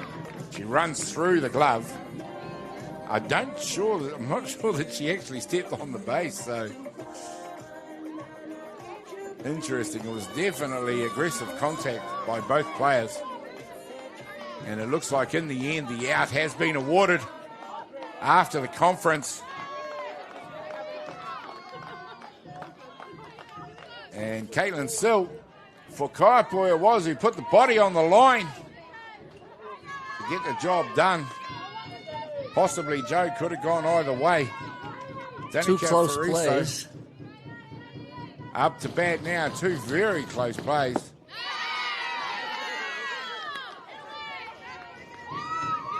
Al Spinners Valenus fires one low in the zone. Danica Fraser chases it for a strike.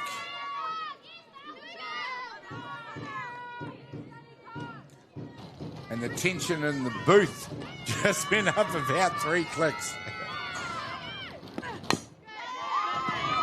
She's looking to get it out front. The game's ticking down now. We're in the bottom of the 6th innings.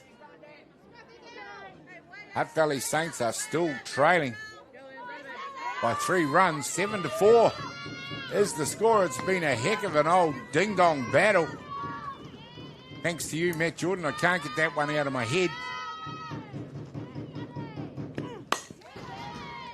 Fraser hits it hard down the third base line.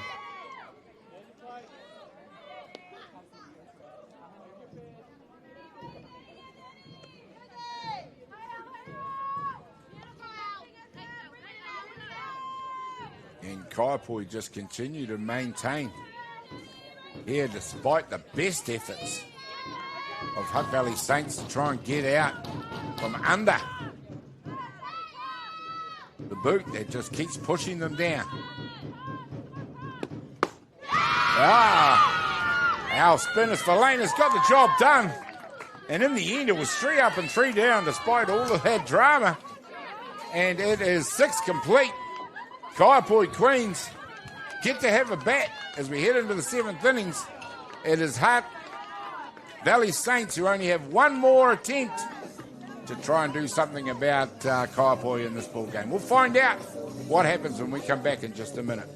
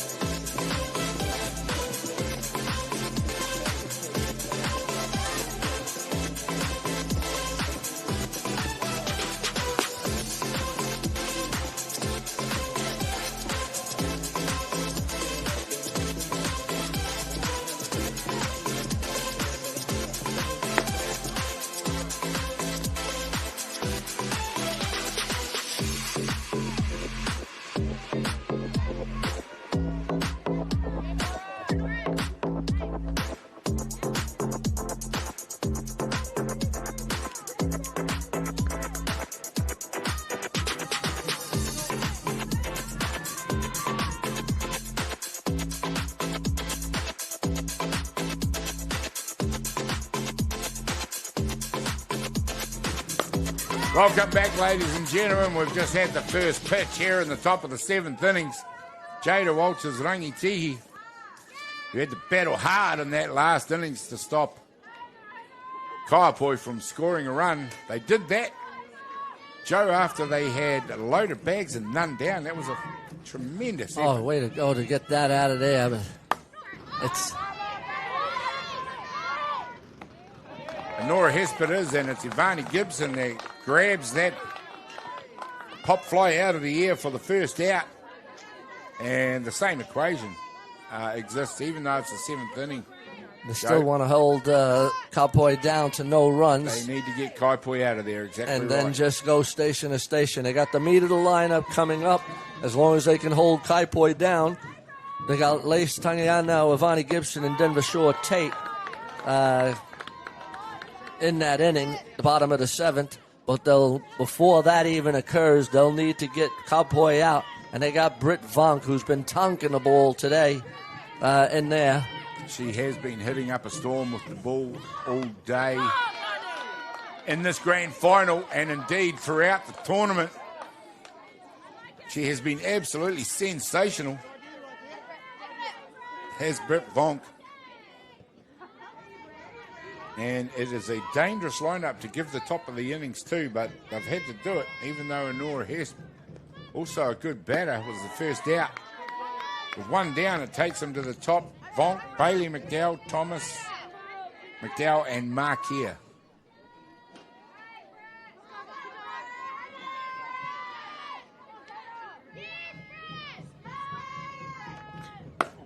This time, Vonk's hit it hard out to left field. It's gone deep. It's one bounce off the fence on the full. She's turned 2. She's gone to 3. And we said it, Joe, you just cannot keep this lady out of the batter's box. Unless she's launching it in the air and running around the bases. No, Vonk is just a special player, special hitter. Here she goes with 2 strikes, 0-2 count. A great attempt by Makia to get up, throws it. Track it to the fence. And Vonk has good speed, too. She was not stopping. 2 bags became 3 on that one. That brings to bat Mackenzie Bailey McDowell. And let's not forget, she launched one into the outfield herself.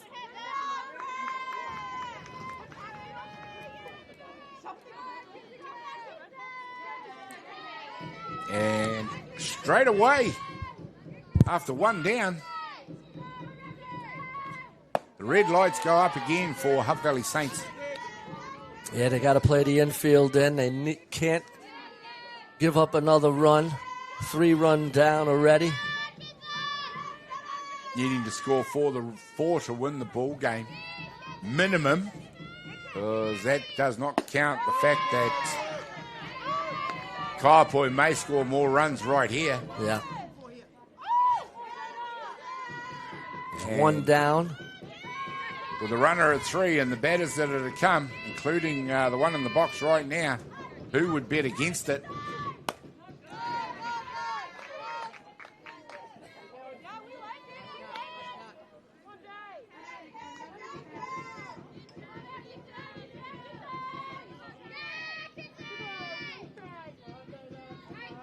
Jada Walters Rangitihi, a very young head on those shoulders to be in this situation. There we go. This one's launched deep into centre field. The catch is made. Vonk's coming home. They're not going to prevent that run from scoring. And that's a nice sacrifice fly play by Mackenzie Bailey McDowell. And in this instance in the ball game at 8-4, you'd have to say that was an insurance run.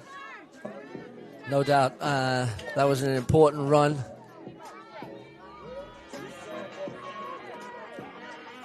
It was a nice play by Poppy Priddle to make that catch. Yep, she got it in the air as fast as she could, but you were never going to stop Vonk on that one.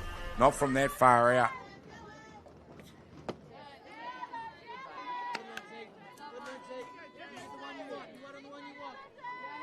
Jada Walters Rangitihi. She's been pitching pretty good, but it's a big ask for such a young pitcher. She is on the rise, there's no doubt, but she might be a year or so away from this sort of level in this sort of pressure situation. We've seen her dominate in age grade scenarios. Absolutely. Open women's, it's a different thing or a taller ask altogether.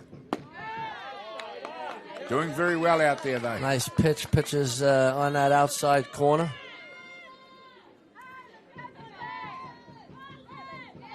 Lindsay Thomas, smiling assassin, looking back at the pitcher out there.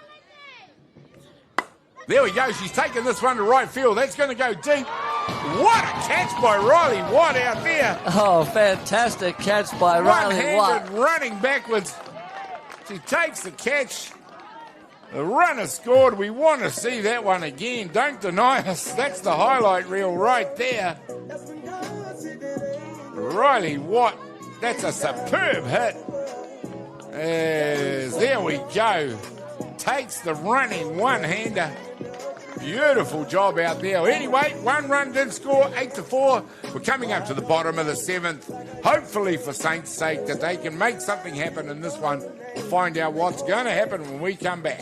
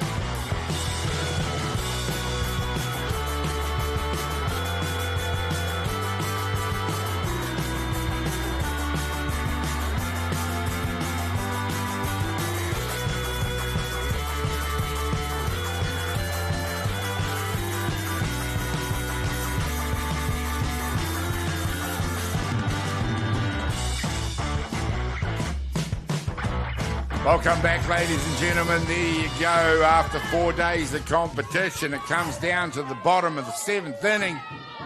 Kaiapoi, what a force they've been in this tournament. 3 outs for the game for them. For Hutt Valley Saints, they need 3 runs to tie it. They need 4 runs to win it. That is a huge ask, Joe. Well, actually, Gary, they scored that run there, so they're 4 down. So they need to tie the game up with 4 runs. Oh, yes, they do. Sorry. And 5 to win. Vonk came home in the previous innings, so they stretched it out. 4 to tie, 5 to win. I thought 3 plus 4 was a major ask. 4 plus 5. Yeah, it's going to be an uphill battle for the Saints. Anything can happen in this game. Saints do have a stable of hitters.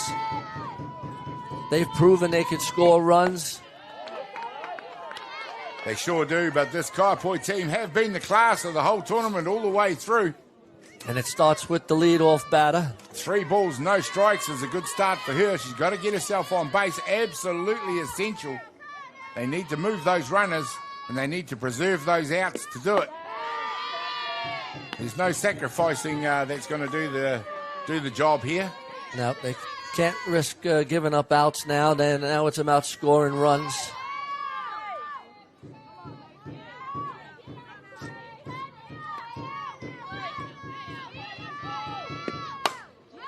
Pops this one high in the sky. The sun is a factor out there, but out there at second base is Mackenzie Bailey McDowell.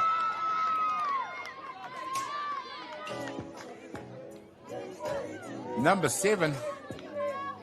And she doesn't make the sun a factor and catches Lacey Tangiano, becomes the first out from that catch. There's a wonderful job in those conditions. Nice play by the second base, shading her eyes. Strike 1 on Ivani Gibson. 1 down for Kaiapoi. Al They'll be Spinness counting them now. Is peppering the strike zone now. Getting ready. Anything can happen.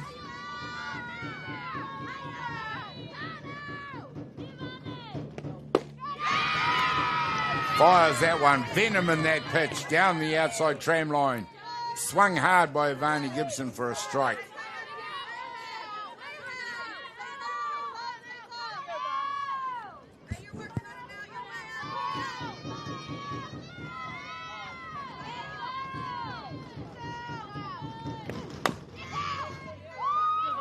Fouls that one off. Well, the shadows are beginning to lengthen. We're in the late afternoon period here in Hutt Valley. 3:30. The grand final started at 1, so... Not a bad 2.5 hours. It's been a good old game of softball in terms of time. And Spinners Falanis gets the K.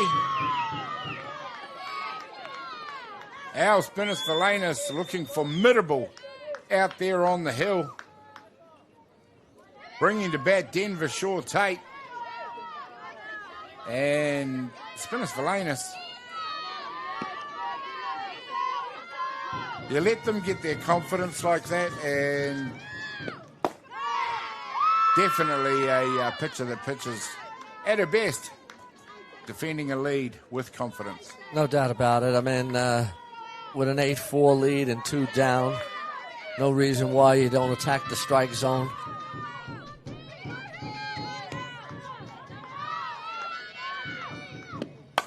This one's popped into foul territory by Denver Shaw Tate.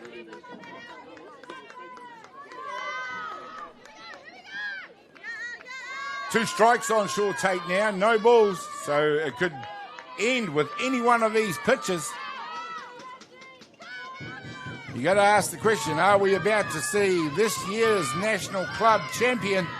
Is it going to be on this pitch? And it is going to be on this pitch. Valena strikes out Shaw Tate to end the ball game, and that is 3 out, and it is Kaiapoi who are this year's national champion. Well, Joe Fraser, I think fully deserved by Christchurch. They've been the class of the tournament throughout. Yeah, the Kaiapoi Queens went undefeated throughout the tournament. had beaten the Saints twice. This game was more of a ball game, with Kaiapoi winning 8-4. Yeah. But just too much firepower in that Kaiapoi lineup. And the pitching was very good also. A couple of good defensive plays by their center fielder. Saints battled right to the end. They were in danger zones and just could not score enough runs. But you got to give credit to Kaiapoi, the 2026 Club National Champions. Well, there we go. Congratulations to Hutt Valley Saints. Gallant in defeat. I'd love to know the history of these two teams in national championships. Is this Kaiapoi's first win in the Open Club Championships? And is it Hutt Valley Saints' first grand final? There are a couple of questions I would like to know, but two great finalists and two great tournaments. And in the end, it was Kaiapoi that come out the winners. The celebrations out there, lovely to see. The children out there enjoying the moment as well. We will going to come see us at the caravan here for. We are going to hang in there and bring you the prize giving, which is to come. The crowd has enjoyed a great grand final out there, North versus South. For me, some wonderful performances out there from Kaiapoi. And we'll get back with Joe in just a minute to talk about who some of the outstanding players were. Well, Joe? I guess the outstanding players, well, I mean, there's a host of players. Britt Funk is a fabulous hitter. Lindsey Thomas was on base 3 times. Mitty Anamakia had 3 hits. Heaven Sanson Laughley was on base quite a few times. Yeah. I think, the Kaiapoi Queens, they have 3 international players. All the pitcher, the catcher, the shortstop. That's quite a formidable international stable of players. Yeah. All high standard players. Yeah. So the other flip for that is I give Saints their due for being very competitive. Absolutely. That lineup that was definitely strengthened by those international additions. Yeah. That young crew, and they are young. There are some experienced heads in there for Saints. Hung in there. Oh, absolutely. And competed. Well, you have Lace Tangiano, Avani Gibson, Poppy Priddle, Riley Watt. Those 3, Matangi Ho Nukunuku. Those players are all under 23. And so, you're talking about a team that has still a lot of upside. Of course, they have some senior players like Danica Fariso and Kerry Simeon. And Panya Monk has been a part of this Saints club scene, for the club nationals anyway. And so she is a big addition. So Saints do not have to hang their head. They should be proud to make this final. They've only lost 2 games, and both of them were to Kaiapoi. Yeah.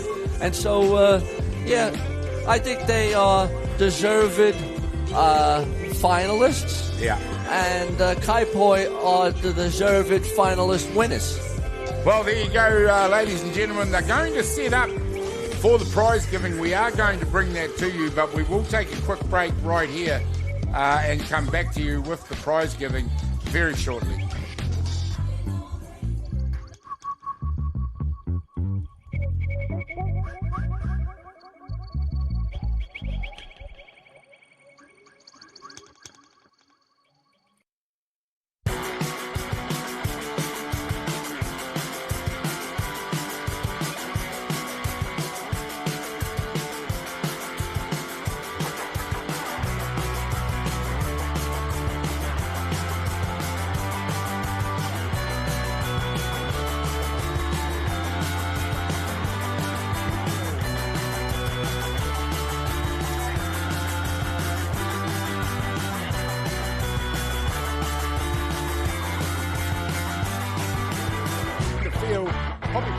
Gets underneath. Now a New Zealand communications manager.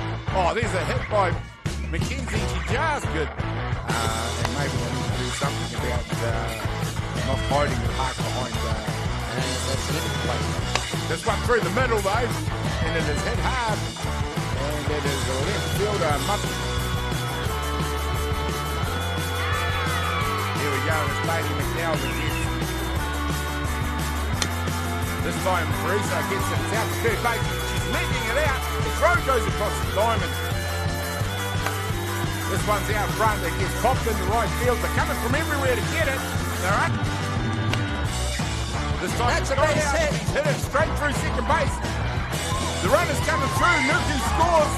There we go. Gibson heading to two. Valley Saints as they get ahead in the ball game. 1-0. Sure take launches one into the air. They'll come from everywhere to get under it. They sure do. In fact, there we go. That is hit like a rope. Goes to Lacey Taniano. And this one's hit hard by Caitlin Sill. It's heading out there deep. There's a diving attempt. Looks to do things in a rundown situation. There we go. We've got the rundown going. And it is Mark here. Coaching all over the place. One's hit straight back to Costa. It goes all the way to two. That's a great hit of the softball. You guarantee that. That's for sure, guys. There we go. There's the slide on the steel, man. Well, she's only a matter of months into her softball career. As she launches one into left field, and around first base she goes for a step. This time she's launched one high in the air. It's going down the throat out there of left field.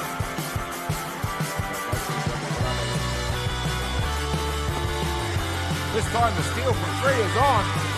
And umpire Lynn Stewart out there right on the spot.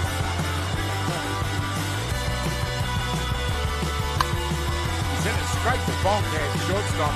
No chance for a run there. Got it. That's going to be hard up the middle. A run scores. And the run base hit.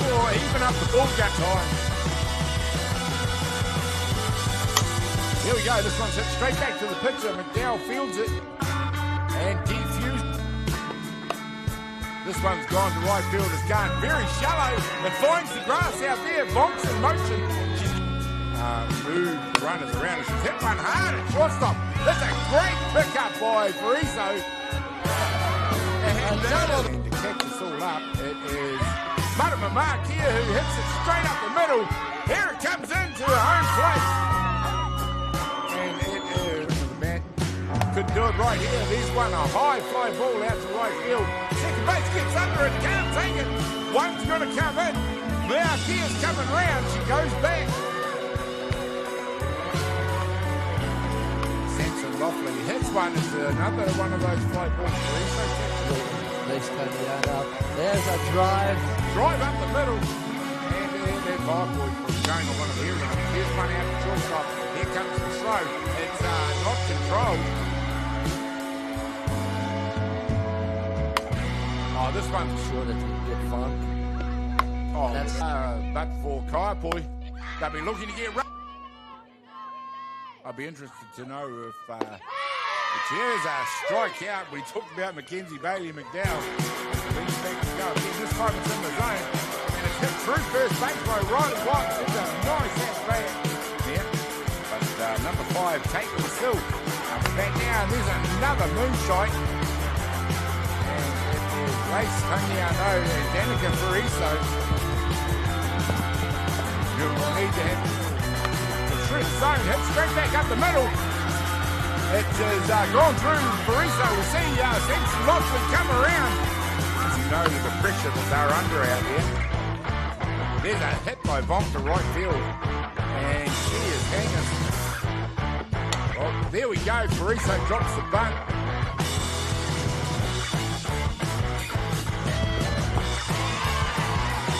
Inside pitch. It seems to have run a little bit dry. Hard hit this time by Taniano. She continues her wonderful play. This time she's reached down and put one in the shallow right. Shallow outfield, goes up the centre. Boney gets it just straight away. She just put the bat in the way there. Oh, this one has been hit hard by Short Date. It's gone deep. It's gone one bounce into the fence. Here comes the runner to score. And it is another run for Hutt Valley Saints of Dunnington. This one's hit third base. It is effective. It up, holds the runner up. Moves Criddle across the two. Lady making a comeback. Drops the bunt this time. Moves the two runners. Very fast herself. She's not going to beat out. This one's hit hard. It's gone out to right field. It's going to be caught. Here comes the runner. Oh, didn't come. Here we go. She's hit that third base. It's been fumbled out there. Regathered by Tanya. No. They're taking the automatic. And Versalinus, nice work out there. The out is made. And Saints good. Here we go. Riley watches. Shows a great turn of speed. And she beats. Mark here hits one again. It's here. It's more regulation. And has been taken out. Down. Our spinner. This time Bond's hit it hard out to left field. Goes deep. It's one bounce off the fence on the full. She's turned two. She's gone to three. And we set it jump. Coming here by both shoulders. We're in the situation. There we go. This one's launched deep into centre field. The catch is made. Bond's coming home. They're not going to prevent that run from scoring.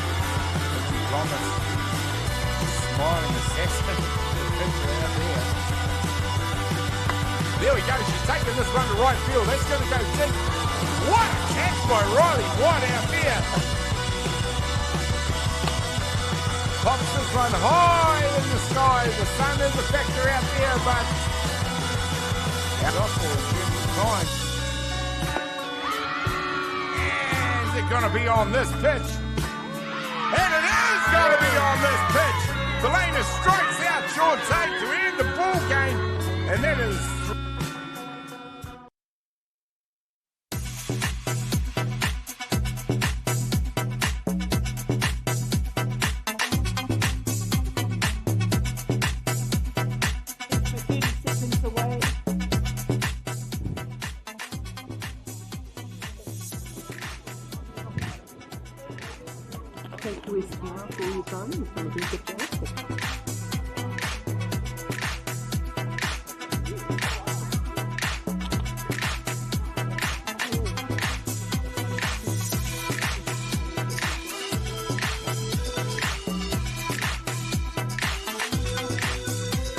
Gavin Shepherd.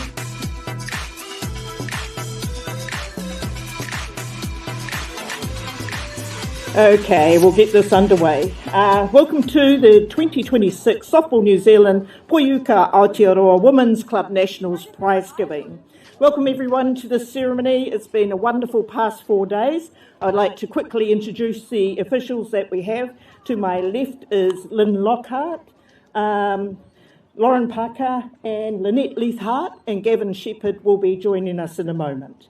A very big thanks to all of the volunteers, the ground crew, the officials, the teams, especially, and local sponsors for Hutt Valley Softball Association Central Group. Our volunteers have been working really hard, have included the likes of Kerry Wallace, Whetu Shaw and Mitch Powell. So a big thank you to those volunteers who do a lot of the mahi in the background, please. A very big thank you to the Hutt Valley Softball Association, and that especially includes Lauren Parker, who has also been here early in the morning putting up the shelters, and for all of the work that she's done in the office, and along with Maureen Sorensen, life member for Hutt Valley Softball and a current board member. We appreciate the work, the mahi that Hutt Valley Softball Association have done in hosting this wonderful, wonderful tournament, and it's been a fantastic atmosphere over the last couple of days, especially with the Club Nationals. Thank you, Hutt Valley Softball Association. Well done. Round of applause, please. I'd now like to introduce Lynn Lockhart, who is going to award the prizes. Lynn is a Softball New Zealand Life member, a former board member, and a former New Zealand White Sox coach. Sorry, not coach, a manager. She did try, but she never made it, never cut it. So we had to put her into the manager's job. So the first trophy that we have got coming up, and that is for the plate section, and that goes to Te Aroha from the Hutt Valley. Te Aroha for the plate section trophy. Oh.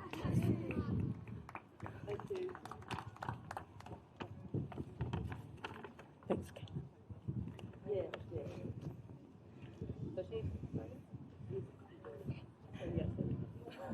Make sure you have your photos taken, please. Very cute. We're going to announce the tournament individual awards, and I have to say that these were only just determined at the very last minute after this game. Unfortunately, we're going to have to reissue some of the certificates. We'll get back to you after that. But the top batter is Britt Vrong from Kaiapoi.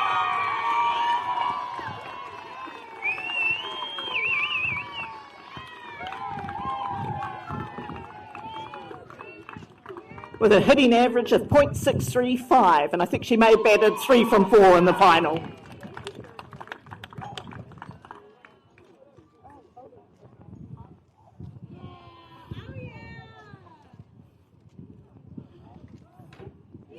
Thank you, Britt.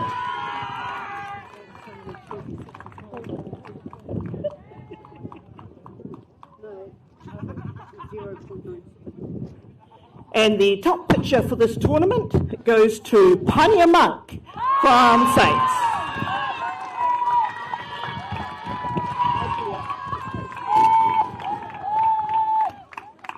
With an excellent ERA of .92.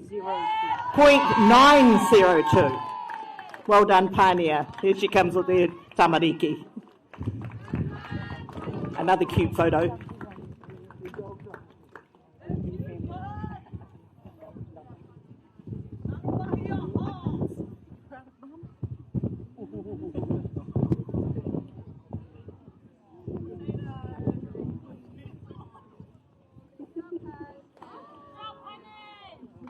Well done, Pania.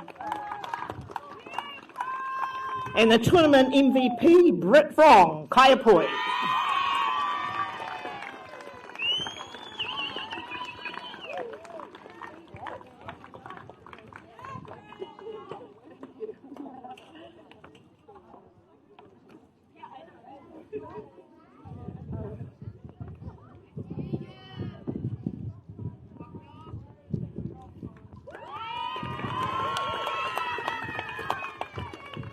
Now, before we go into the runners-up, I'd just like to thank very much the umpires and the scorers. They do a lot of hard work. There's been a lot of walking across to Diamond 3 as well too, covering this diamond, and the hard mahi that goes on late in the night for the scorers, the statisticians, for those who are present here. Thank you very much. A big round of applause for the officials. So, to announce the women's runner-up, and I'd like the captain come up to collect the trophy and perhaps say a few words, and the 2026 runner-up is Saints, Hutt Valley.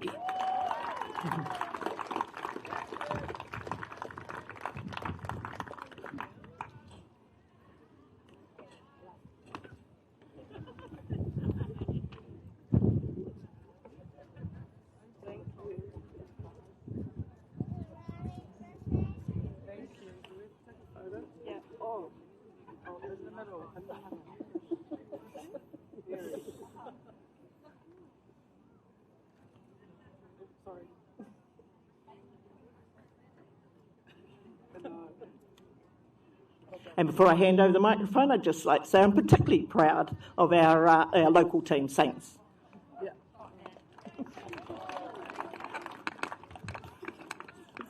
Kia ora everyone, on behalf of Saints Softball, we'd just like to thank all the supporters that came out here this week. I'd like to thank all the teams. It's always a competitive week, playing all the teams.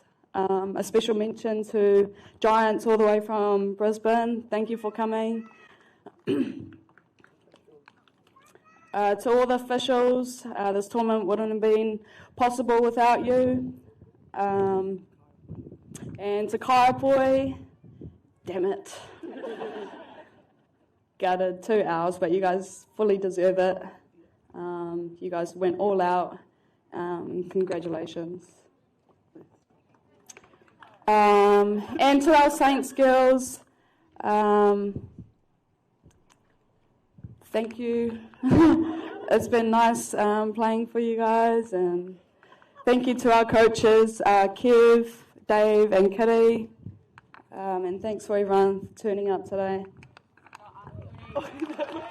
Kia ora, Mama. Thank you very much. Before we go on to the champions, I'd just like to acknowledge the presentation that was done this morning from Brisbane Giants. Gave to the Hutt Valley Softball Association and Softball New Zealand these beautifully decorated match balls, designed, I believe, by Shannon Kingy. Is that right? An international artist. And there is an Aborigine and Māori cultural narrative on both of the balls. So thank you very much, Brisbane Giants, and we really appreciate you guys coming over. Hope to see you again next year. So the 2026 National Women's Champions for this year, 2026 obviously, goes to Kaiapoi. If you'd like to come forward, the captain, be ready to say something. We have medals to give to you as well. Line up, and Lynn Lockhart will award you with your medals. And then if the captain would like to say something.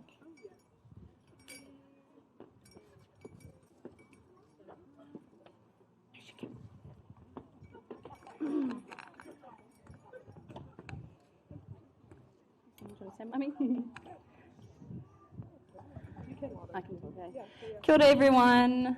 I just want to say on behalf of the Kaiapoi Queens a massive thank you to everybody who's come out this week. It's been awesome to see a lot of people down at the Ballpark. A massive thank you to Hutt Valley Softball Association. It's not an easy feat to host 17 awesome wahine softball teams here, so that was been awesome. Thank you to the umpires, the scorers, everybody involved. Thank you to the fans that have come down, the fans at home. A lot of our fans obviously can't come all the way from Christchurch, so a lot were watching on the stream. Thanks to you guys for putting on an awesome stream. Shout out to Dan and the girls watching at home. And to our girls, and thanks to Saints, you guys put up an awesome fight all week, eh? Congratulations on your performance. To our girls, awesome season all year, hey, like we've gone hard all year. This is just the tip of the iceberg for us, so a long time coming. Proud of every single one of you, all the work you've put in behind the scenes and this week. So yeah, thank you to everybody. And thank you. If you'd like to pose for a team photo with your trophy before I close the ceremony, if you'd like to gather together for your team photo. Just on behalf of Softball New Zealand, I'd like to thank their sponsors, the Dugout, New Zealand Community Trust, and Atiawa Tour FM for the streaming, along with Beyond the Dugout streaming. The numbers for this particular tournament and the men's national tournament have been phenomenal, so our game is going out to worldwide, and that's made a big difference with the marketing and the value of our game. So thanks very much for all of those Softball New Zealand sponsors.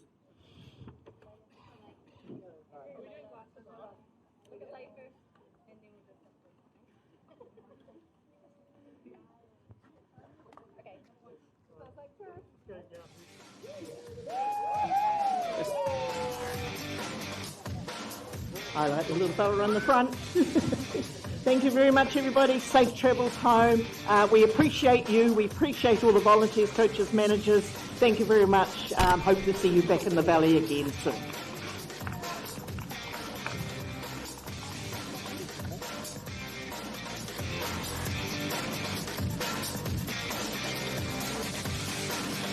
Well, there you go, ladies and gentlemen. The prize giving and proceedings are over here. The tournament has drawn to an end. Congratulations to Kaiapoi for being the team that emerged as this year's champion. Absolutely deserving of them. And commiserations and also congratulations to Hutt Valley Saints, a worthy opponent in the grand final. 17 teams came to battle here at Fraser Park. And I also want to send out a huge thank you to Hutt Valley Softball Association. They always put on an amazing tournament, and once again they have succeeded in doing just that. to all the toa wahine that came here to play. A wonderful sight for this commentator to be a part of, and I was very thankful for all of our commentary team.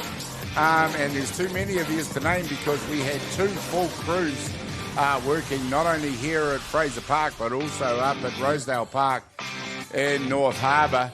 Chopper and Matt Jordan and Terry Smith and everybody up there absolutely did a good job. For all the guys down here, Adrian Royal, Corey Stickle, Joe Farizo, Say It Ain't So Joe, for myself, Gary Rohihi, Apegeta Stone, and of course Chris Stephenson, and for all the other camera crew. I'm sorry I can't name all of you, but I just want to thank everybody for once again providing a wonderful environment to work for 4 days. I know it ain't easy. Everybody comes here early and everybody goes home late. So thank you to everybody involved, and well done once again for a wonderful national tournament. But for now, we'll say goodbye until the next one. Keep an eye on us because we'll be coming back at you again real soon with more action from Beyond the Dugout. Broadcasting, I'm Gary Rohihi. Ka kite anō and goodbye.